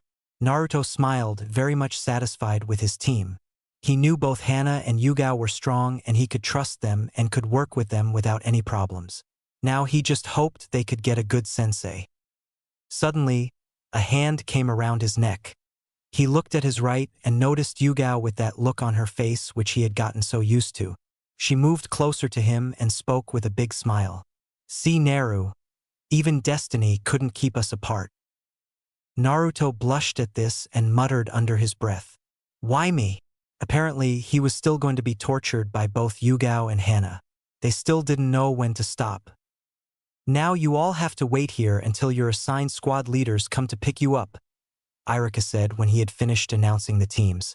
And once again, good luck everyone. I wish you all a successful career ahead. With that, Irika collected his things and left the class. While they were waiting, Naruto turned towards Hayate. Which team were you put on? I didn't hear. Hayate just pointed towards his teammates, Izumo and Kotetsu. Naruto had hung out with them before and knew they were very good friends with Hayate. Izumo, Kotetsu, it's good to see you guys again, Naruto said, greeting them. They both waved at him in response. I guess you were too busy with your girlfriend to even notice us, Izumo then said. Naruto glared at him while the others laughed until finally some jounin started to arrive. Hokage office. Observing Naruto through his crystal ball, Hiruzen was happy that he had made some wonderful friends, but he wished the boy would open up more with them. It's not always good to keep everything bottled up inside yourself, Hiruzen thought. So what do you think of him so far? Hiruzen asked the jounin who stood beside him. As you said, he doesn't talk much, but he still formed a close relationship with his friends. He doesn't trust people very fast, but he is very observant and is very intelligent. I believe he's always thinking 2 steps ahead, Hiruzen said. That has to be expected, the jounin commented. You don't get promoted through your academy years with an ordinary performance. Hiruzen nodded. I expect you to take care of him. That's the least I could do for him, the jounin said. His father was a very dear friend of mine. I may not have been able to be there for him in his childhood, but now I'll be there as his sensei to guide him. You'll have a difficult task ahead of you, Hiruzen then said. Perhaps, but now at least I can get that troublesome woman off my back, the jounin muttered, then speaking more loudly. But if that's all Hokage-sama, I think I should get going to meet them. Hiruzen shook his head as his best jounin gave a casual wave and walked out of the office. Did every top shinobi have to be so weird? With that thought, he pulled out an orange-covered book and opened it to where he had left off, reading and giggling at the same time. Where the hell is our sensei? We're the only ones left here, Hana said in annoyance. He'll get here, Hana. Be patient, it's not that late, Yugao responded. A couple of minutes later, the class door opened and a shinobi, wearing the Konoha standard-issue jounin uniform, walked in. He had dark hair tied up into a spiky ponytail, dark eyes, and a goatee. But his most noticeable features were 2 scars on the right side of his face. The 3 genin looked at him in astonishment. Team 12, the jounin said. It was more of a statement than a question. They nodded. I'm your sensei. Follow me. He then exited the room and the 3 genin quickly followed him. Training field. When they arrived on the training field, their new sensei ordered them to sit down. The newly promoted genins quickly followed the order and then looked at each other, not knowing what to do next. HM, now it's sensei? Hana asked. Why don't we start with our introductions so we can get to know each other? He said, his voice slightly annoyed. We already know each other, sensei. Why don't you go first? Yugao suggested. The jounin shrugged his shoulders and muttered under his breath. Troublesome. Then he started. My name is Shikaku Nara. I'm the head of the Nara clan. My likes are playing shogi, being with my family, and finding time to take a nap without my troublesome wife nagging me. My dislikes are traitors. My goal is to help you towards your goals. He then pointed towards Hana. She nodded and started. The name's Hana Inuzuka, and these little guys are the 3 Haimaru brothers. My likes are my family, friends, and annoying my little brother. I hate perverts and people who don't treat animals kindly, and my dream is to become a great medic kunoichi. Shikaku smiled and nodded in satisfaction at her. Now it's your turn, Purple-chan, he said, turning to Yugao. Yugao glared at him. My name is Yugao Yuzuki, not Purple. My likes are my friends and training in kenjutsu. I also hate perverts, rapists, and Naruto's broody face. Naruto glared at her as she continued. My dream is to become a kenjutsu specialist and a respected kunoichi. Now you go blondie, Shikaku said to the last member of his squad, who simply nodded in return. My name is Naruto Uzumaki. I don't have any particular likes or dislikes, and my dream is to surpass all the previous Hokage and protect the Leaf Village and its will of fire, and to live up to my ancestors' names. He spoke in a rush. Both Hana and Yugao looked at him in confusion at the mention of his ancestors. All they knew was that he had grown up in an orphanage. He never talked about himself with them even though they were friends, and they always felt upset that he didn't seem to trust them well enough to share anything personal. Shikaku also narrowed his eyes a little. He knows about his heritage. Hokage-sama never told me anything about that. He then grabbed his student's attention again. Well, it's good you all have your ambitions and are serious about your ninja careers, but before you guys call yourself ninja, you have to pass my special test. If you fail, you'll be sent back to the academy for one more year. But we already passed the genin exam in the academy. Why do we have to do an exam again? Yugao asked. Shikaku chuckled at her question and responded. You really believe that just by giving some answers on paper and doing a couple of low-level jutsu that you're ready to become genin? That's just to select the candidates who have potential to be genin. It's your jounin sensei who will decide if you will become a genin or not. So what do we have to do now to become a genin? Naruto asked with narrowed eyes. Hana and Yugao also nodded. Shikaku folded his arms and spoke in a lazy tone. Coming on to that part, as you see, I really don't want to be a sensei and babysit you guys. It's way too troublesome for me. His new students looked at him in shock. But I can't just send you back. So we will fight here, and whoever impresses me well enough will stay on as my apprentice. The other two will go back to the academy. This shocked them even more. Was he asking them to betray each other? What? You can't do that. You can't just simply play with other people's careers just because you're too lazy to handle your responsibilities. Hana said angrily. Of course I can. I can't lose my reputation because of you, so I'll just pick out the best one. Shikaku smirked. I won't do it. Yugao muttered under her breath and looked down. Shikaku raised an eyebrow. Did you say something, Purple-chan? I said. I will not fight you just for your amusement, she shouted as tears fell from her eyes. I won't compete with my teammates just so that I can be your student.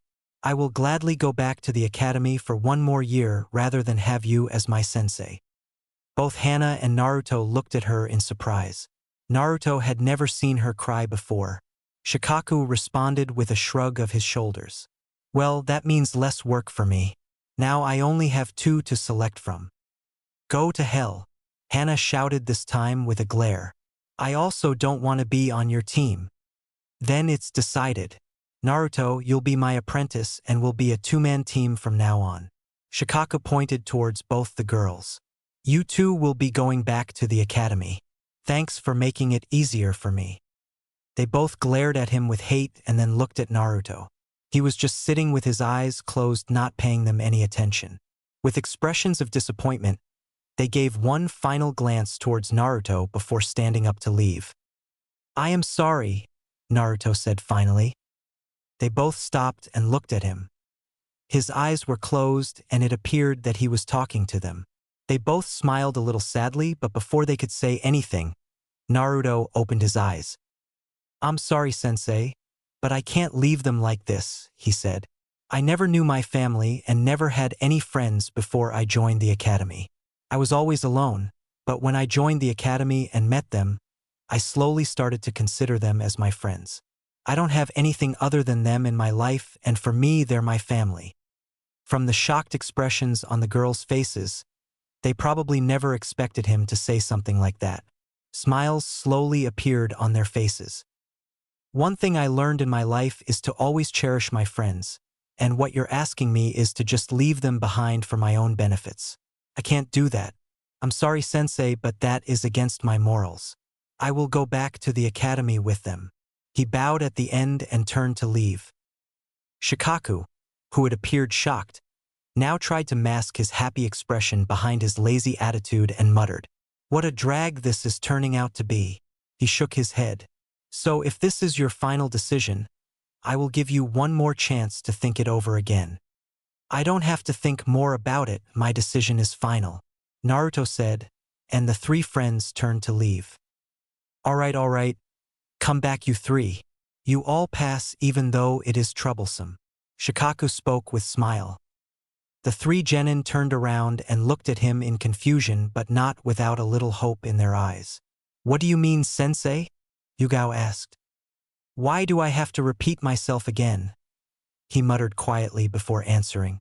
"What I mean is that you all pass and we're officially a team now." "But how did we pass? I don't understand." "We didn't do anything." Hana spoke in confusion. "Your decision to stand with your teammates and not abandon them for your benefit is the reason you pass. Konoha village believes in teamwork, and it's because of that we are one of the strongest villages in the elemental nations. I myself belong to the team Ino Shikacho, which is famous and feared for its teamwork. I know the importance of teamwork," Shikaku explained. "Aren't we supposed to fight you to show you our teamwork?" Naruto asked. Shikaku shrugged his shoulders before responding. "It's no good. I believe that the teamwork develops with time. You can't just start working with each other in one day, but I wanted to see what your thoughts are about your teammates and if you'd be able to work together in the future. Also, fighting you all will be too troublesome." This gained a sweat drop from the three genin. "He's not joking about that. He really is lazy," Hana whispered to Yugao and Naruto. "So we really pass then? For real?" Yugao asked. "Why do you guys keep asking the same thing again and again? You pass already, but if you still want to go back to the academy, I can arrange that easily," Shikaku responded tiredly. Both Yugao and Hana smiled and high-fived each other. Then Yugao turned to Naruto and put an arm around his shoulders. "I never doubted that you cared about your Yugao-chan, Naru, so don't worry, I will never leave you," she said with smirk. Naruto blushed a little and pushed her away. "Back off, pervert, and don't come near me." Yugao's face went bright red from embarrassment as she pointed her finger at him. "I'm not a pervert. Don't call me that." "Then stop touching me and keep your distance," Naruto responded. "But didn't you say that you care about me?" she asked with an innocent face. "I never said anything like that," Naruto said. "You did. I heard it clearly." She then turned to Shikaku, who was watching the scene with amusement. "You also heard him say that in that amazing speech of his, right, sensei?" "I don't think he said anything like that," Shikaku said. "Ha! If you didn't, then you didn't listen clearly," she said with a glare. She then turned back to Naruto and said with a smile, "Don't worry, Naru. I heard you clearly, so you don't have to be shy in front of me." Naruto didn't know how to respond to her teasing, so he just folded his hands and snorted, "Ichinen," and looked away.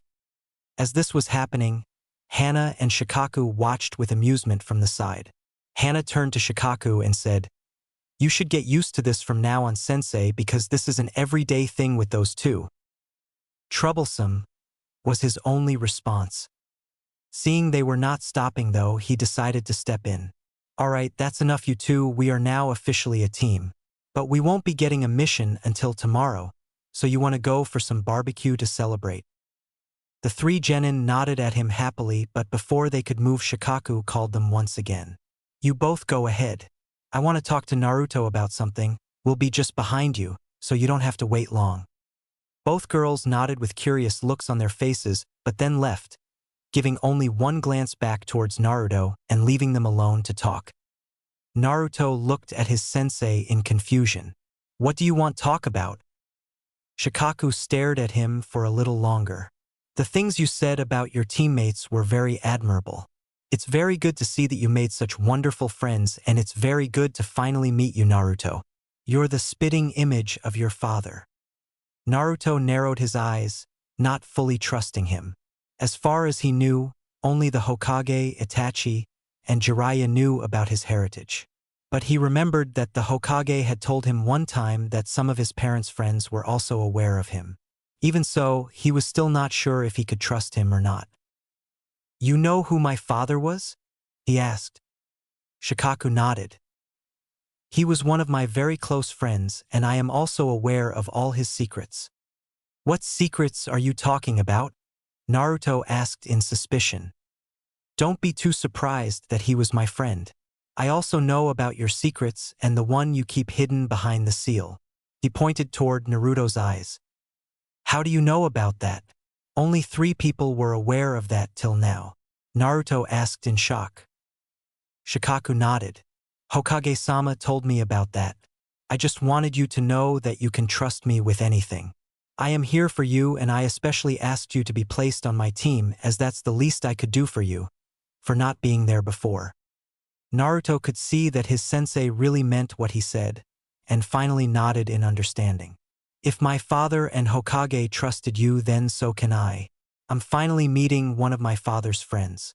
I hope you tell me about him, but I also don't want you to show me favoritism. Shikaku smiled and spoke. You've grown up well. Is this all you wanted to talk about, sensei? Naruto asked.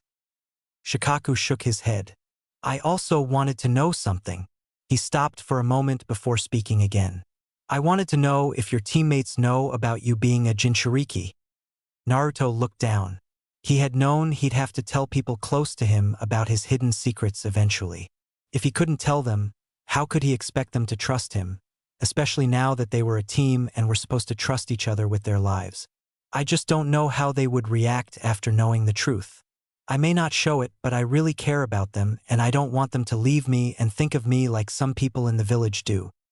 Shikaku put a hand on his shoulder and smiled. You think too much, brat. Give them a chance. They will understand you. I've seen it today that they were both ready to go back to the academy so you could pass. Your teammates genuinely care about you. So don't you think they deserve to know about you? Naruto kept silent for a minute, wondering if he could really tell them. I'll think about it. Shikaku nodded and spoke lazily. We should get going. It's not good for our health to keep ladies waiting. It can be really troublesome. Naruto laughed a little at his sensei's comment but said nothing. He had seen both Hana and Yugao beating the shit out of people and didn't want to be on the receiving end. With Yugao and Hana, they both had arrived at the barbecue restaurant a couple of minutes ago and were waiting for their teammates. What do you think they're talking about? Yugao asked. Hana closed her eyes in annoyance as she had lost the count of how many times Yugao had asked the same question since they'd arrived. What's gotten into you? I already said I don't know. Just ask them when they get here. Yugao just shrugged her shoulders. I can't stop thinking why Sensei had to talk to Naruto in private and not in front of us. I also don't understand that, Hana said.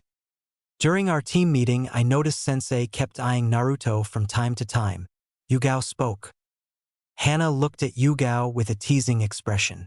Hey! Do you think our sensei is a pervert who likes young boys? Yugao looked at her with a deadpan expression. Don't joke like that. I'm serious. Are you sure? I think you're jealous because of Sensei spending alone time with Naruto. Hana giggled. Yugao's eyes twitched and she glared. Stop talking nonsense. It's nothing like that.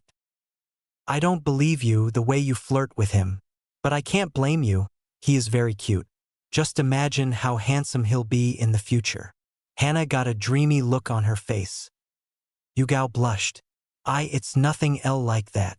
Then she calmed herself before saying, it's just that I don't like his emotionless attitude. We don't even know anything about him other than his name, so I just try to get him to open up with us, and I really like making him embarrassed. It's better than having a serious face all the time. What are you girls talking about? At their sensei's voice, they both looked up and noticed their teammates. Nothing much, sensei. It's just girl talk. Hana responded as Shikaku sat down beside her and Naruto climbed into the booth beside Yugao. What were you guys talking about? Yugao then asked Naruto. Naruto looked at her from the corner of his eyes. It's nothing you should worry about. What kind of answer is that? Yugao looked at him with a glare. Naruto just kept quiet. We already ordered the food. It should be arriving soon. Hana quickly informed them and began asking Shikaku about the ninja missions. When the food arrived, they happily started eating, but Naruto stayed quiet, still thinking about the conversation he'd had with Shikaku and not sure if he could trust Yugao and Hana with his secrets. More than that, though, he was scared that they wouldn't understand him. "Would you guys like to come to my house after this?" Naruto asked suddenly. Shikaku looked at him silently, but both Hana and Yugao got shocked expressions on their faces. Yugao recovered and smiled. "Of course, Naru. But why so suddenly?" "I wanted to talk with you both about something and I'm not comfortable speaking about it in public," Naruto responded. "Well, all right then," Hana said. Naruto's apartment wasn't fancy, but it was very clean and well-maintained. "Wow. Your house is so clean, Naruto. I can't even keep my room clean," Hana said, looking around. "Are you sure about this, Naruto?" Shikaku asked. Naruto nodded. "I think you're right, Sensei. They deserve to know the truth. I can't keep it a secret forever." Shikaku nodded in understanding, while Hana and Yugao both looked at them. "What you guys talking about?" Yugao asked as she looked at Naruto. "What do you want to talk about, Naru?" Naruto kept silent for a moment before closing his eyes. "I know you guys think that I don't trust you enough to tell you about myself." They listened to him quietly. "But you're my friends and you deserve to know some things about me. And if you guys decide to leave me after knowing the truth, I won't hold anything against you." Yugao smiled nervously and asked, "Why would we leave you, Naru?" Hana nodded with her. Naruto looked down. "I was born on the 10th of October, on the night of the Kyuubi attack. Many in the village hate me and think of me as some kind of demon and Kyuubi reincarnation. How could they think of you as some monster just because you were born on that day? It doesn't make you any monster," Hana said. "It's not because of that. You were told in the academy that the fourth Hokage killed the Kyuubi while sacrificing his life, but that's not true." "What are you trying to say, Naru?" "Of course Lord Fourth killed the Kyuubi. And what's any of this have to do with you?" Yugao asked nervously. "I am just saying that what you were told in the academy wasn't true," Naruto said as he looked at her. "He didn't kill the Kyuubi because the bijou can't be killed." How could you say that?" Yugao asked. "If he didn't kill the Kyuubi, then why would they tell us wrong? What do you know about it?" Naruto closed his eyes and spoke. "You can't kill the bijou, and even if you manage to kill the beast, they will just reform again, so all he could do was to seal it away. So the fourth Hokage sealed the Kyuubi in me and made me a Jinchuriki." With this, he pulled his shirt up and showed the seal on his stomach. They both looked at him with wide eyes and shocked faces. "Then why would they say that the fourth killed the Kyuubi?" Hana asked, her eyes brimming with tears. This time Shikaku answered. "The fourth Hokage's last wish was for Naruto to be seen as hero for saving the village, but some people thought it was better to kill him than see him as some kind of hero. So the third Hokage passed down the law to never mention the truth about Naruto to the younger generation. Breaking the law results in death." At this, Yugao walked up to Naruto and slapped him hard on the face. Glaring at him with tears in her eyes, she spoke. "Bastard. You could have told us earlier. I don't care if you have some monster sealed inside of you. You are still the same Naruto to me." "I was scared," Naruto muttered, but seeing her look at him as she always had made him feel happy. "I thought that if I told you guys, you would leave me."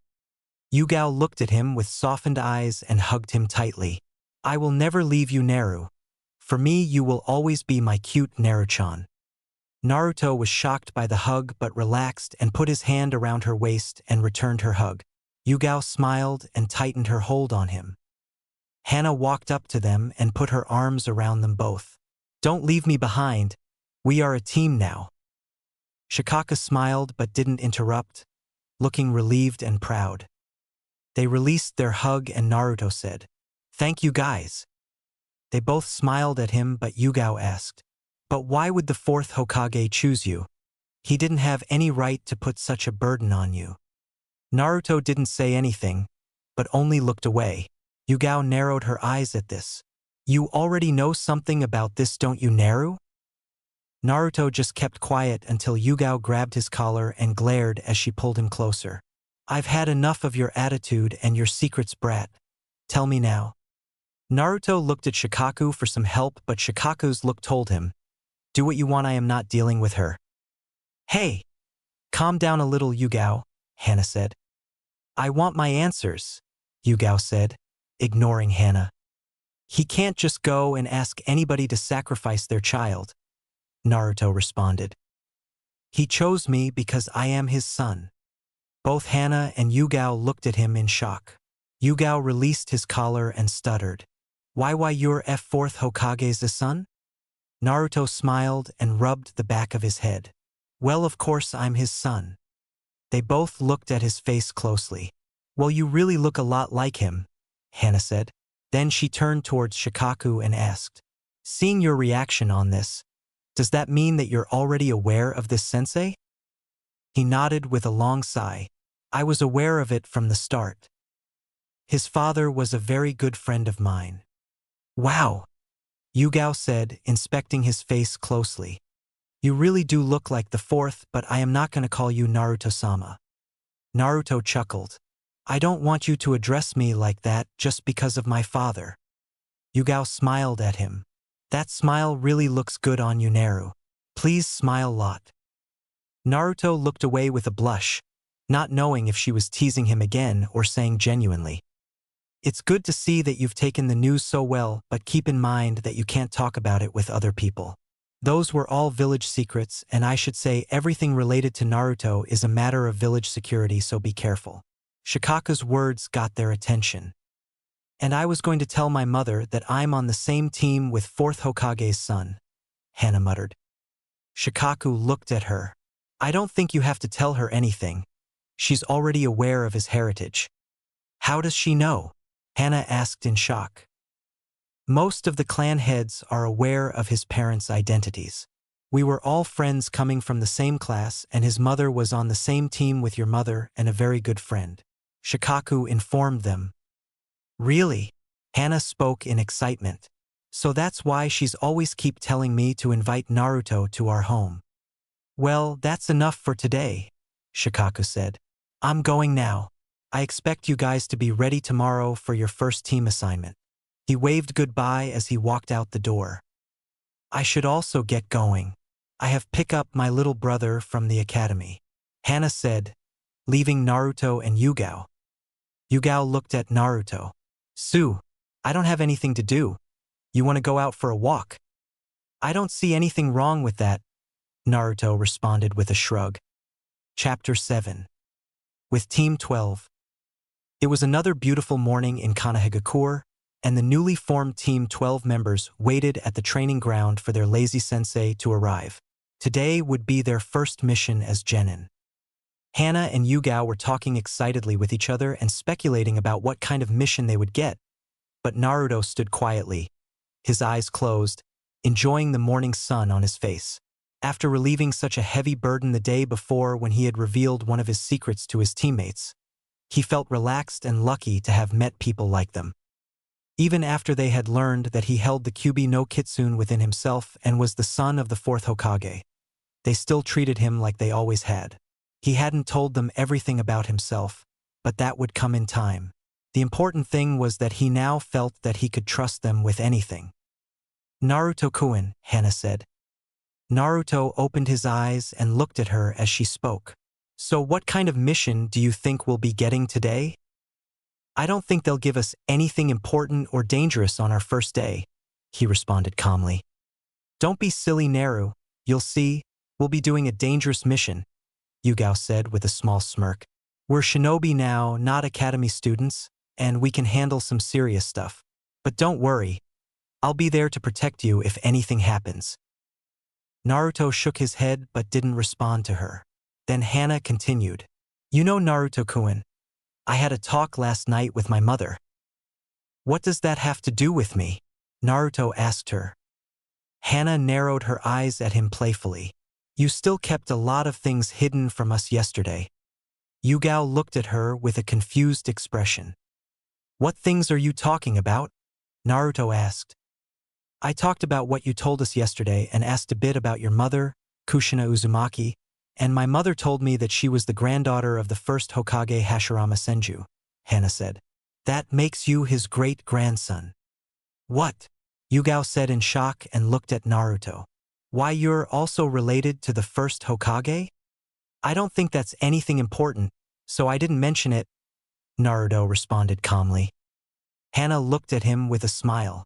I know that you have lot more secrets, but I just wanted to tell you that we understand and will wait for you to tell us more about you whenever you're ready. Naruto leaned his back against the training post and closed his eyes. So that's what you meant when you said yesterday that you want to live up to your ancestors' names, Yugao muttered. You're so hard to figure, Naru. Naruto didn't respond, and a few minutes later, Shikaku arrived in a shunshin and greeted them lazily. Good morning, brats, you're pretty early. At least you could show some excitement, sensei, Yugao muttered in annoyance. We're going on our first ever mission today. Troublesome, he said in reply with the shrug of his shoulders. Anyway, let's get going. We have a long day ahead of us. Mission Office. Team 12 reporting for duty, sir. Shikaku spoke, coming to stand with his team in front of the Hokage, who was sitting with his advisors.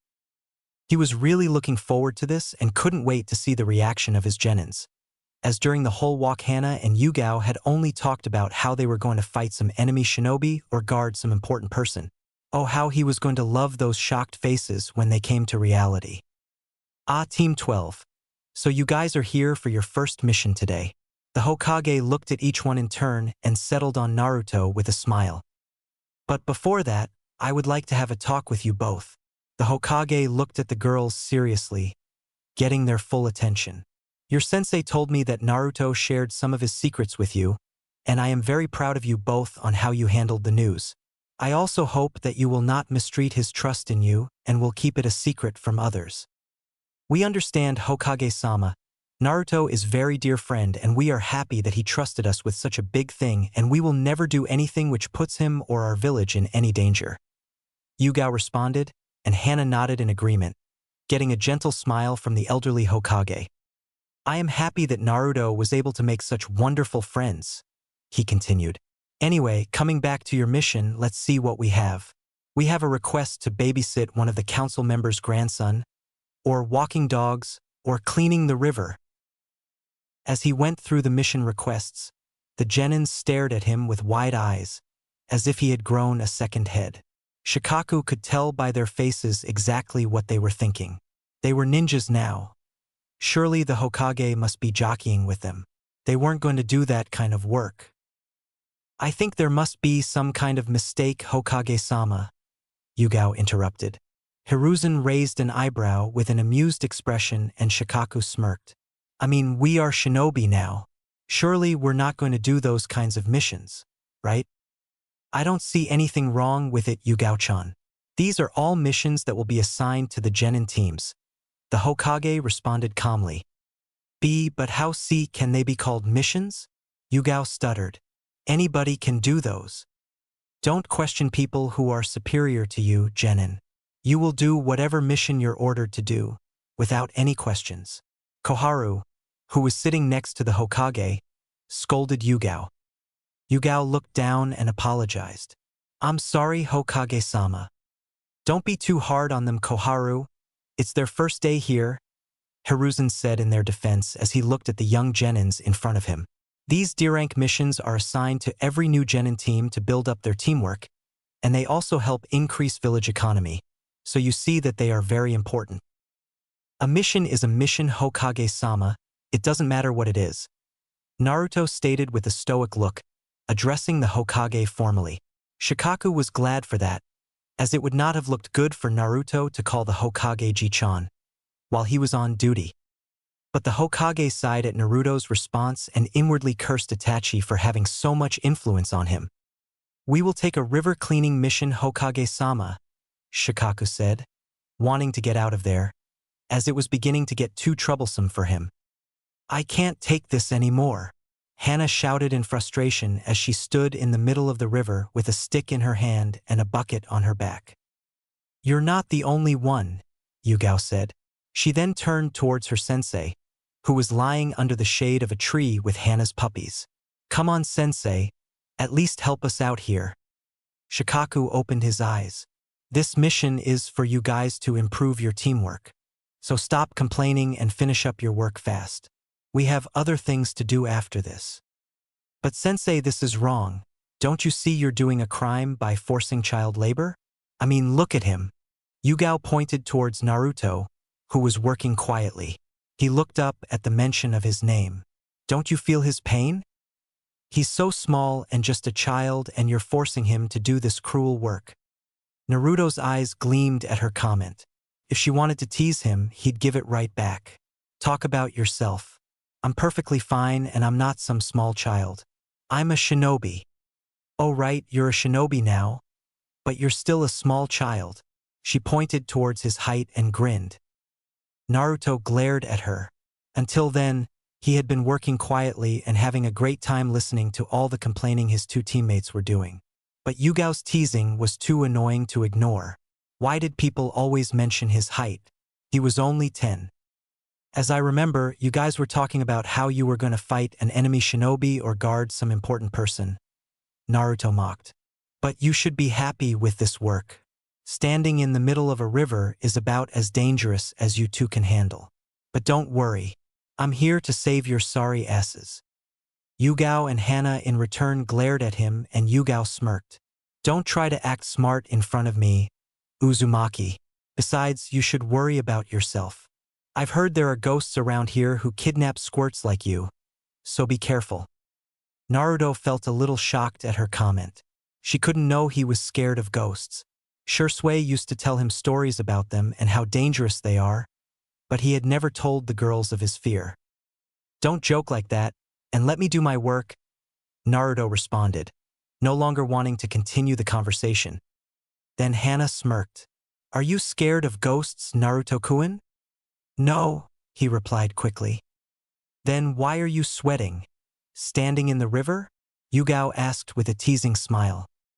Both girls laughed out loud, and Naruto felt embarrassed that his attempt to mock them had backfired. What a drag, Shikaka muttered, looking at their interaction.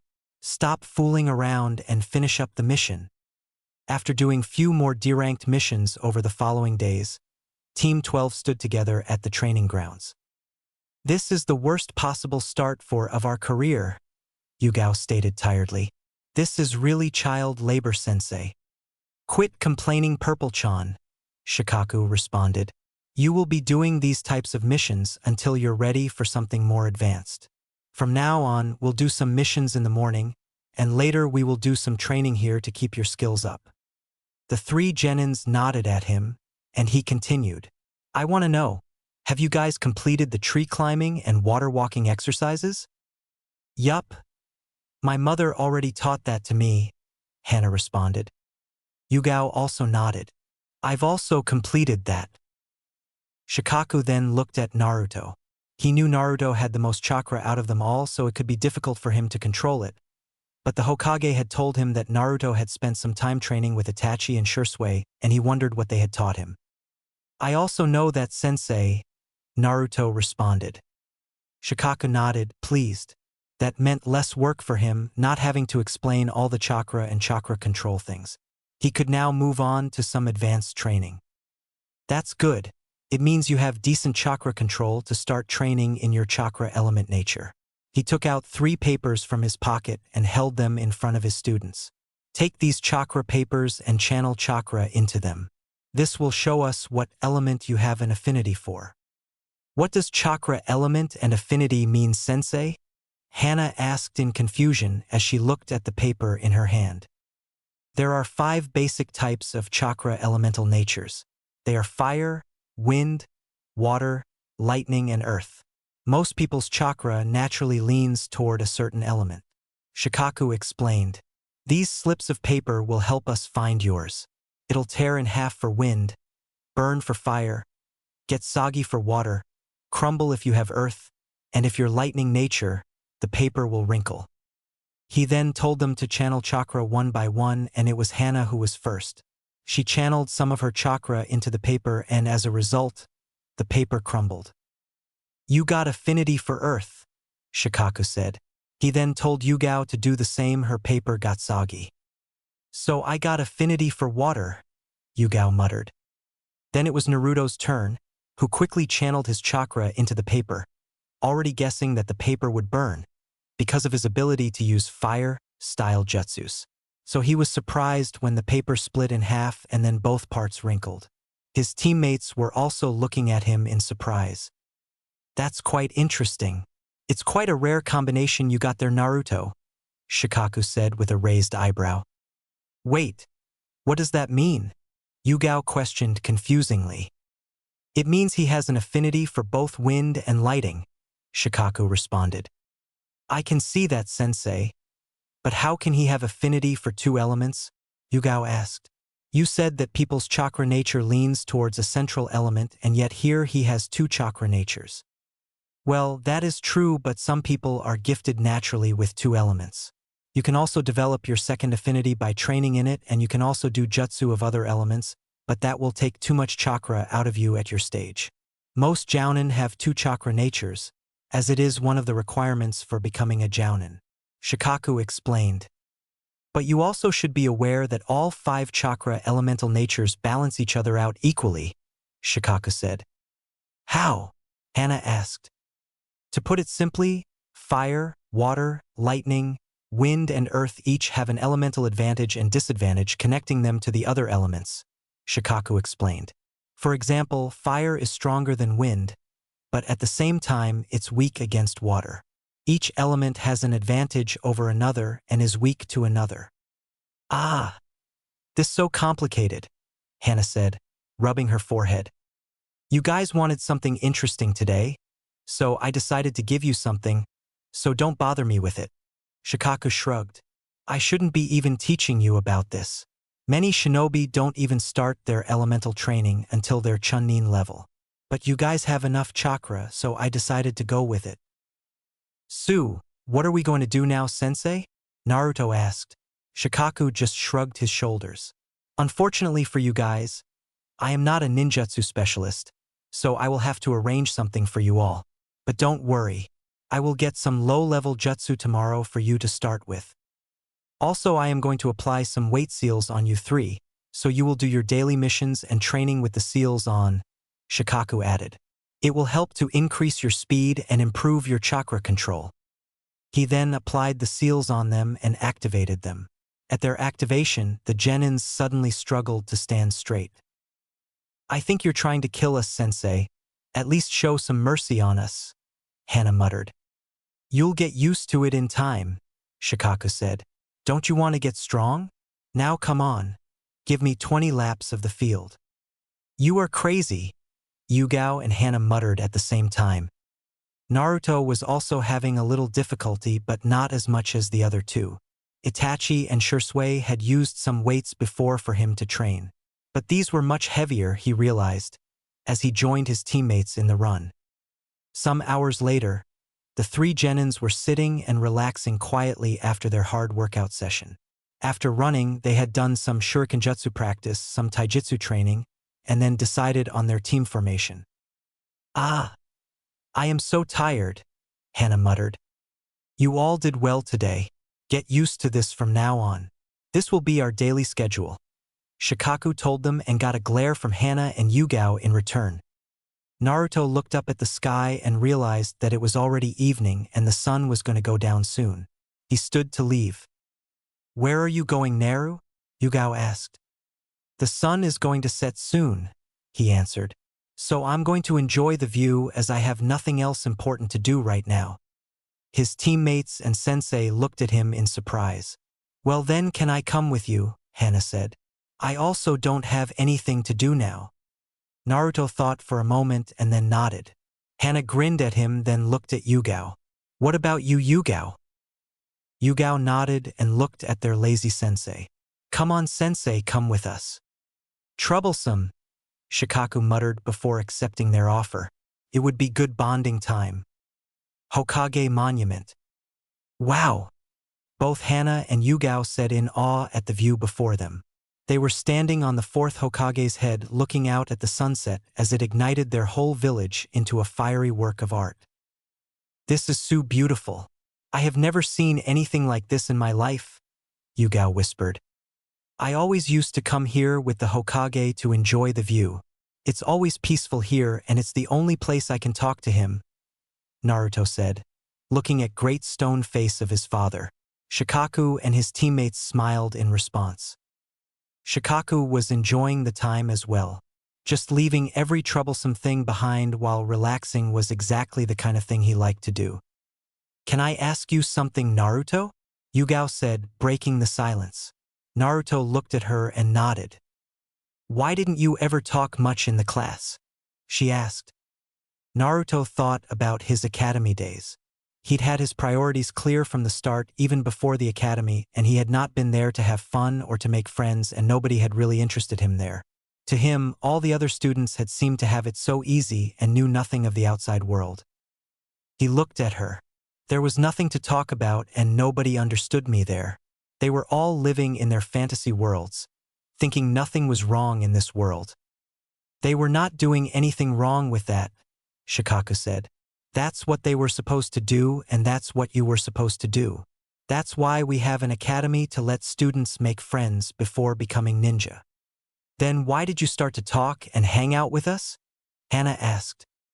Naruto chuckled a little before saying, "You guys were the first ones who came to me to talk without crumbling or just telling me how strong I was or how cute I was or asking me out on a date. Which girl in her right mind would like to go on a date with you?"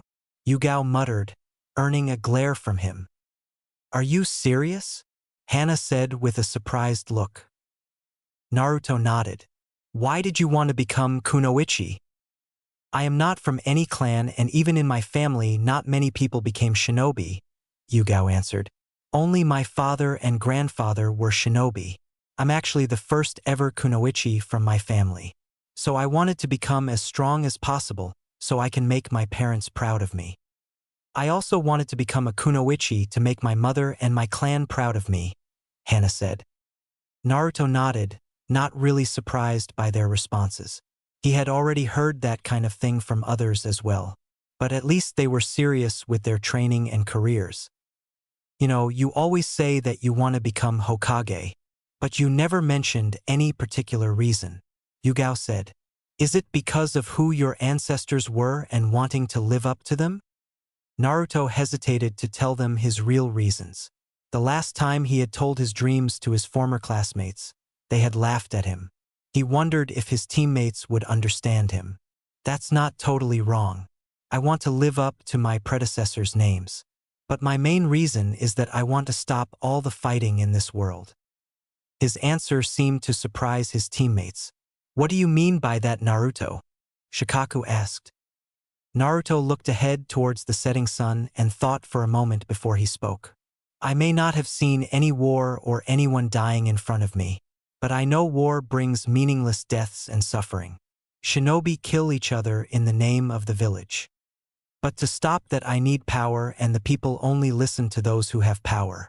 So I want to be the greatest ninja ever, great enough that I can erase all meaningless fighting from this world. And being Hokage will give me the power to do that." "I'm surprised to hear you talk so mature," Shikaku said. "You're only 10 and yet you talk of the shinobi world as if you've experienced it." "Yeah, you sometimes talk really weird," Yugao said. "It's very hard to figure you out. The moment I think I understand you, you go and say something like this." Naruto chuckled a little, but there was some bitterness in it. "I can totally agree with you on that, Yugao," he said. "I don't even know myself up till now. I am still trying to figure myself out. Am I the Jinchuriki of the Kyuubi, just a village weapon to be used in war? Or am I Naruto Uzumaki, on whom some people trusted what they had left behind?" He spoke bitterly. So many people expected great things from him, and it felt like a burden. "Stop talking nonsense," Yugao said, glaring at him. "I told you before, it doesn't matter if you have a fucking Kyuubi sealed in your gut or if you're the son or great-grandson of the Hokage. You're still your own person. You have your own life in front of you to do what you want. Nothing is written in stone and everyone carves their own path. and stop putting so much pressure on yourself because of your family name. The Naru I know will never crack under any pressure. He can overcome anything." Naruto looked at her in surprise and then smiled a moment later. "When did you become this smart, Purple-chan?" Hana and Shikaku smiled at them. "All right, that's enough, it's getting late," Shikaku said. "Go and rest. You will have a busy day again tomorrow." He wanted to leave as soon as possible because he had some very important topics to discuss with the Hokage. "Don't be late tomorrow," he added before vanishing in the leaves. The genins looked at each other and then bid each other good night before going their separate ways. Hokage office. "I'm concerned and alarmed by Naruto's thinking," Shikaku said to the Hokage a few minutes later. "These should not be the thoughts of any 10-year-old child. It's not good for Naruto to have these kinds of thoughts." Hokage was troubled at his words. "This is indeed troubling Shikaku." "Yeah. He is feeling too much pressure because of so many expectations," Shikaku said. "Keep an eye on him, Shikaku, and don't let him do anything unnecessary," Hiruzen said. "I am worried that Danzo might make a move on him. He always kept a close eye on his progress. I have already informed Naruto about him and told him to be careful. But on the other hand, it's also good that Naruto opened up with his teammates. After the death of Shisui and Itachi going rogue, he has started to act cold and has been closing himself off from people around him. It is good to see that he is overcoming that. Also, his teammates are very understanding," Shikaku said. "They tease him, but underneath it all, they always support him. I think they are good for him." "Yes, indeed. I am certain now that my decision to put him on a team with those two was the right one," Hiruzen commented with a satisfied smile on his face. "Well, that's all I wanted to discuss with you," Shikaku said with a bow. "I will be taking my leave now." Hiruzen nodded. "Please look after him, Shikaku." "Don't worry, I will," Shikaku responded before exiting the office and leaving the elderly Hokage alone. Chapter 8. It's been 2 months since Naruto graduated from the academy and started doing missions as a genin. His relationship with his teammates has also grown deeper over the time. Of course, Hana and Yugao hadn't stopped making fun of him whenever they got the chance, but Naruto still felt that his team was perfect for him. They always managed to execute their missions without any fuss, and he was glad, because he had no intention of failing. Although he was a little irritated that his team hadn't been sent out on any particularly difficult missions yet. In fact, thinking back on his time as a genin so far, the only difficult mission he could think of was when his team had been assigned to guard a businessman and they ended up facing a group low-rank missing ninja from the Mist Village. Naruto knew that if he was going to become strong and rise up in the ranks as soon as possible, he would need more challenging missions. Because of that, he spent all his free time pouring his heart into polishing his skills under the supervision of his Jounin sensei. At the present moment, he was walking with his teammates and sensei back towards their village. They were coming from yet another successfully completed mission. At least the mission had been important, if not difficult. They had been assigned to guard the daimyo of the Land of Fire back towards the capital. The village of Konohagakure was within the territory of the Land of Fire, and the ruler of the Land of Fire was the daimyo. But although the village was located in the Land of Fire, it functioned semi-autonomously, with an independent government structure that had the Hokage at the top. On paper, the daimyo of the Land of Fire was ranked above the Hokage, but currently the land's military power rested with the ninja of Konoha, so the relationship between the two was more like an alliance of equals rather than master and servant. The Land of Fire's daimyo visited Konohagakure annually. This regular event was important for both sides, and had been faithfully held even during the Great War. "This mission was a waste of time," Hana was muttering. "I was expecting some kind of action in this." Shikaku sighed. "The lands have all relaxed now that this is not the wartime, so travel between nations is much safer than before, which is why the village can assign this sort of mission to a genin-cantered team." "It was still boring, we just wasted our time," she replied with a pout. "Guarding the daimyo was a very important job for us," Shikaku said. This time Yugao looked at their sensei with a deadpan stare. How was that mission important to us, sensei?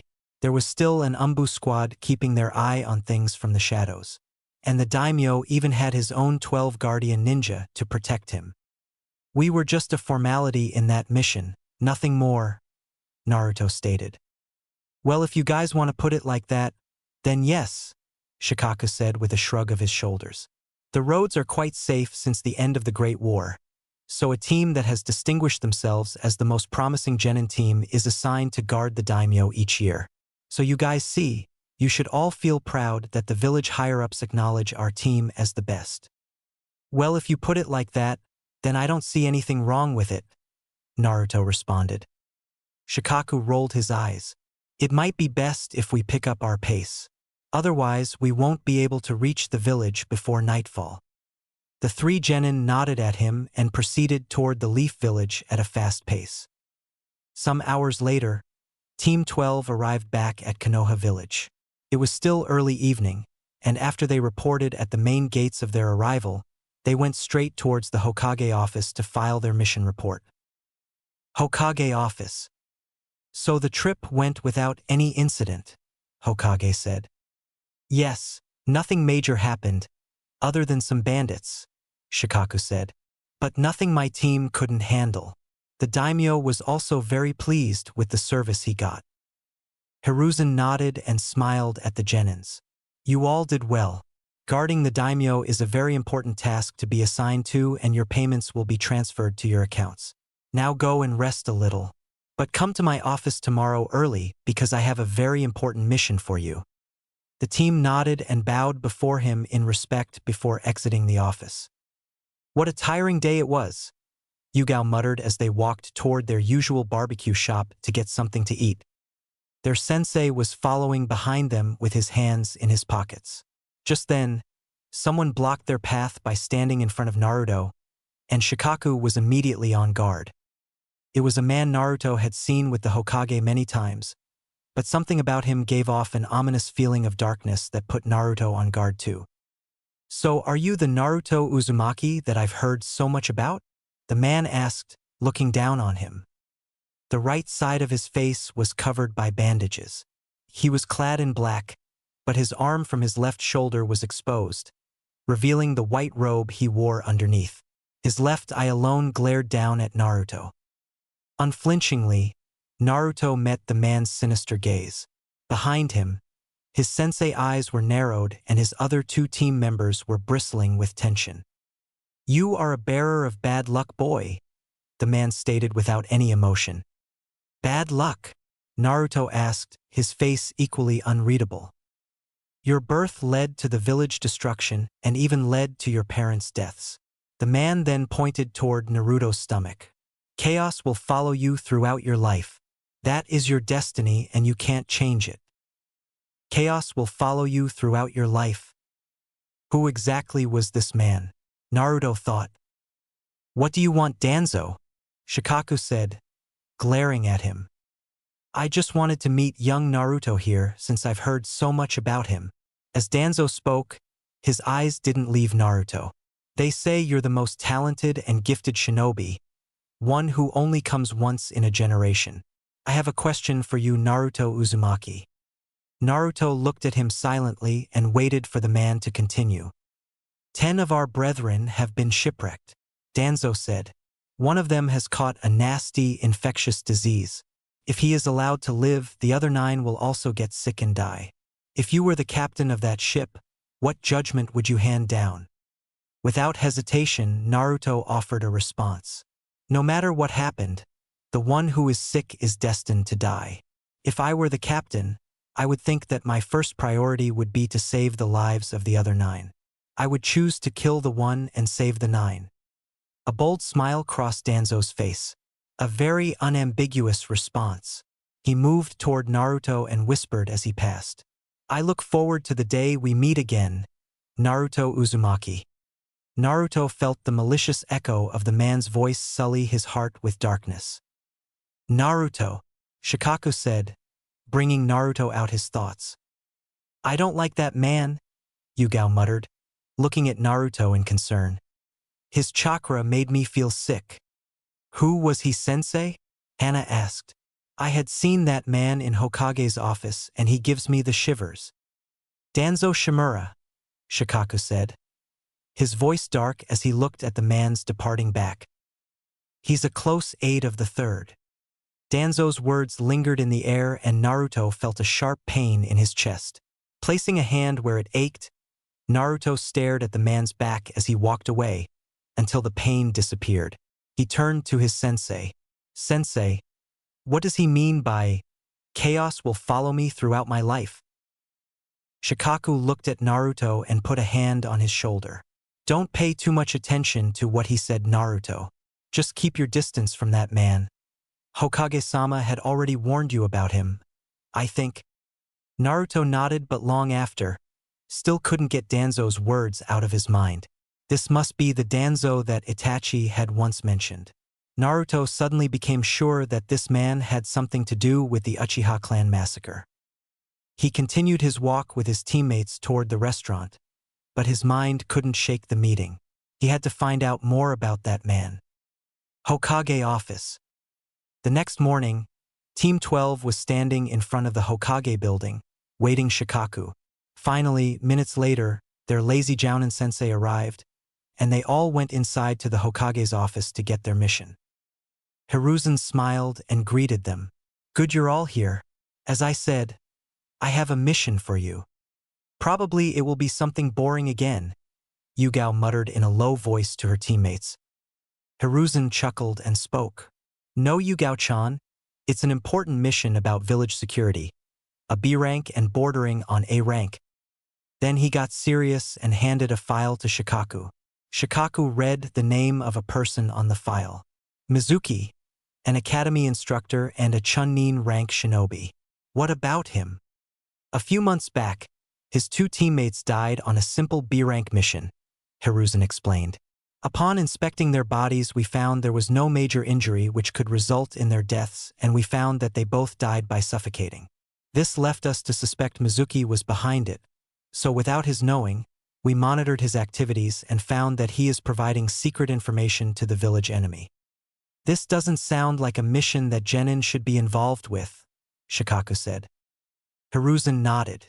That is true, but all the Umbu and Jounin I can spare are out of the village. As you know, with the loss of the Uchiha clan, our forces have been left weakened. Your team is the only other one that can handle this type of mission. So what do we have to do? Naruto asked, satisfied that they finally had what sounded like a challenging mission, even if it was only a B rank. Hiruzen looked at him. Investigate what kind of information he is supplying to the enemy and arrest him for his crime against the village. But make sure that he is captured alive for interrogation. So how are we going to go with this mission? Hana asked as they all stood at the top of the administrative building after the meeting. It's morning now, which means that Mizuki will be at the academy, Shikaku said. It gives us an opportunity to search his house. But we also have to keep an eye on him. Hana and I will go to his house. Naruto and Yugao will keep monitoring his movements from the shadows. The Genins nodded in agreement. But don't make any move on him until I get back, Shikaku then said. A moment later, Shikaku gave the command and then vanished with Hana. A moment later, Naruto and Yugao moved towards the academy to do their part of the mission. Ninja Academy. Naruto and Yugao arrived near the academy and hid themselves in the trees so they could look inside the class through its windows. Irika stood at the front of a group of 7-year-olds. Their target had white shoulder-length hair, with a slight blue to it, and green eyes. He wore the standard uniform of Konohinin, which included a Chunin flak jacket and a forehead protector that he wore like a bandana. Why are there two instructors in the same class? Naruto asked his partner in confusion. I heard the academy system is changed this year, Yugao said. It's a lot easier now and the early graduation is banned because of what happened with the Uchiha clan. Naruto nodded. He knew that a lot of things had changed in the village after Itachi massacred the Uchiha clan. You were quite lucky that they let you graduate early, Naru, Yugao commented as she looked at him. The village was in need of more shinobi because of the threat of war, with all the things happening at that time. You know there was the attempted kidnapping of the Hyuga heiress by Cloud Shinobi, and also a Iva spy was found in the village, Naruto said. Yugao nodded. Naruto knew she had also been offered a chance to graduate a year early, but her parents didn't approve. She then smirked. Naru, what if somebody tried to kidnap me? What would you do? Naruto looked at her, but just shrugged his shoulders and took a thinking pose. He didn't want to give her the answer she was looking for, so he said with a smirk of his own, I think I would be very thankful, and I'd even help whoever was trying to kidnap you. I mean, if you're gone, then I would have one less thing to worry about. Yugao glared at him and turned her head away. Seeing her expression, Naruto chuckled. It was always him at the receiving end. But he had learned one or two things by being around her and Hana. They continued their mission seriously after that, and if they hadn't already known, they would never suspect him for a spy. He was polite with every student in the class. And just by looking, they both could see that Irika and Mizuki were good friends who had known each other for a long time. Half of the day went by just like that, both genin following Mizuki from the shadows, but they saw nothing that could highlight him as a danger for the village. But Naruto knew never to judge a person on appearance with the kind of world they lived in. Some moments later, the other two members of the team joined them, and Yugao asked, Did you guys find anything valuable? Not just anything. That guy has full information on our Umbu and regular forces. That guy is a rat, Hana responded seriously. Did anything happen here? Shikaku asked. Yugao shook her head. Everything's normal. Shikaku nodded. We have all the evidence we need. But we should also look into if he was working with someone from inside the village or if he was alone in all this. Now together, all four watched Irika and Mizuki coming out to the academy grounds with all the students behind them. Hey sensei, that black-haired half-sleepy kid, standing with my brother, looks a lot like you, Hana pointed out. Troublesome. He is my son Shikamaru, Shikaku informed them. They heard Irika speaking to the kids and informing them of the rules of sparring. Irika then started calling out pairs for the spar one by one. All right. Now Shikamaru versus Choji. Please come forward. The genins up in the trees saw their sensei's son and a chubby-looking kid come forward to stand in the circle. As Irika was going through the rules, the chubby kid raised his hand and said, So, Sensei. Yes, what is it, Choji? Irika asked. The thing is, I really don't want to fight against my friends, you know, the kid said. Irika smiled. Well, look Choji, this isn't like a fight. This is traditional shinobi hand-to-hand combat. Even our Hokage and those before him participated and became strong through sparring. As Irika was giving his lecture, Shikamaru shrugged his shoulders and started walking off the field. Yeah. Look sensei, just go ahead and put that I won by being out of bounds. Okay. Then you can move on to the next pair. Shikamaru said. Hey, wait. Irika tried to stop him. You might be calling this fight training or whatever, but if there is going to be a winner, then it's actually a match, and since that's the case, wouldn't it save you some trouble to decide who wins from the start? Shikamaru spoke. The genins in the trees looked at their sensei. Yugao spoke. He is your son sensei. He really doesn't have any motivation, Hana commented with a chuckle. Troublesome was the only response from Shikaku they got. Later, after nightfall, the team followed Mizuki as he walked toward the forest. They had already informed the Hokage of their findings and had been ordered to arrest Mizuki as soon as possible. Their plan was to ambush him in the forest, away from the village. Shikaku had told them they would be doing the arrest on their own, and he would be keeping watch on them from behind. As they moved deeper into the forest and came to stop at the clearing, they noticed another person was already there practicing. It was Irika, and they realized that they couldn't make a move in front of Irika. So they remained hidden, waiting for the right moment to strike. Irika, what are you doing here at this time? Mizuki questioned. Irika turned around to look at him in surprise. Oh, it's you, Mizuki. I came to train here, but I'm just finishing now. He then went to sit on the nearby log. Mizuki sat beside him. So how's the academy so far? Irika asked. Are you enjoying your time there? The academy is all right, but teaching those brats in the class is really annoying sometimes, Mizuki responded. Irika laughed at that. They are not that bad, and some of them are quite talented. They are still annoying to me, Mizuki responded. Don't worry, it'll improve with time, Irika said. Mizuki shrugged his shoulders. You must be pretty high in Hokage-sama's opinion to let you teach a class full of clan heirs. So who would you pick up as the strongest out of all of them? I can't compare my students with each other like that, but if I had to pick one, I guess I'd go with one of the students from my last batch. I have never seen a student like him in my entire career. I can't even compare him with anyone else. He was in a league of his own. Who was he? Mizuki asked in surprise. His name is Naruto Uzumaki. He graduated from the academy this year, Irika responded, and even from their vantage point, the genin could see the hate radiating from Mizuki, but Irika appeared not to sense it. The Kyuubi boy, Mizuki said, his voice dark. Irika's face registered surprise.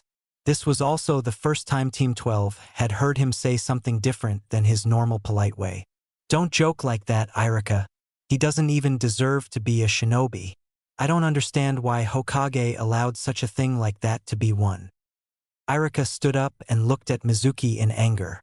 He is not a thing, Mizuki. He is a very kind-hearted boy who had things hard while growing up, and he didn't even let other people's opinions affect him. Mizuki just waved him off. You don't have to put up an act in front of me, Irika. I understand you just pretended that in front of the Hokage to get on his good side. You had to be the one who hated him the most. After all, isn't he the one who killed your parents in the attack? But one day I am going to kill that demon, Irika. As this was going on, Naruto continued to observe his target carefully. What Mizuki thought about him didn't matter to him. Mizuki was a traitor and Naruto was going to make him pay for it. Irika tightened his fist and punched Mizuki hard in the face. I can never see you as my friend from now. I never could have thought that you would be this kind of person. And you will never touch Naruto. Mizuki chuckled darkly and touched his jaw. Are you seriously fighting me over that monster? The fourth Hokage gave us the chance to kill the demon by sealing it away, and that demon is just waiting for a chance to strike. That's what monsters do. Naruto is the most talented shinobi I have ever seen, but he is also a very hard-working kid. He knows the pain of others. He is not a monster. He is Naruto Uzumaki of Konohagakure, Irika declared.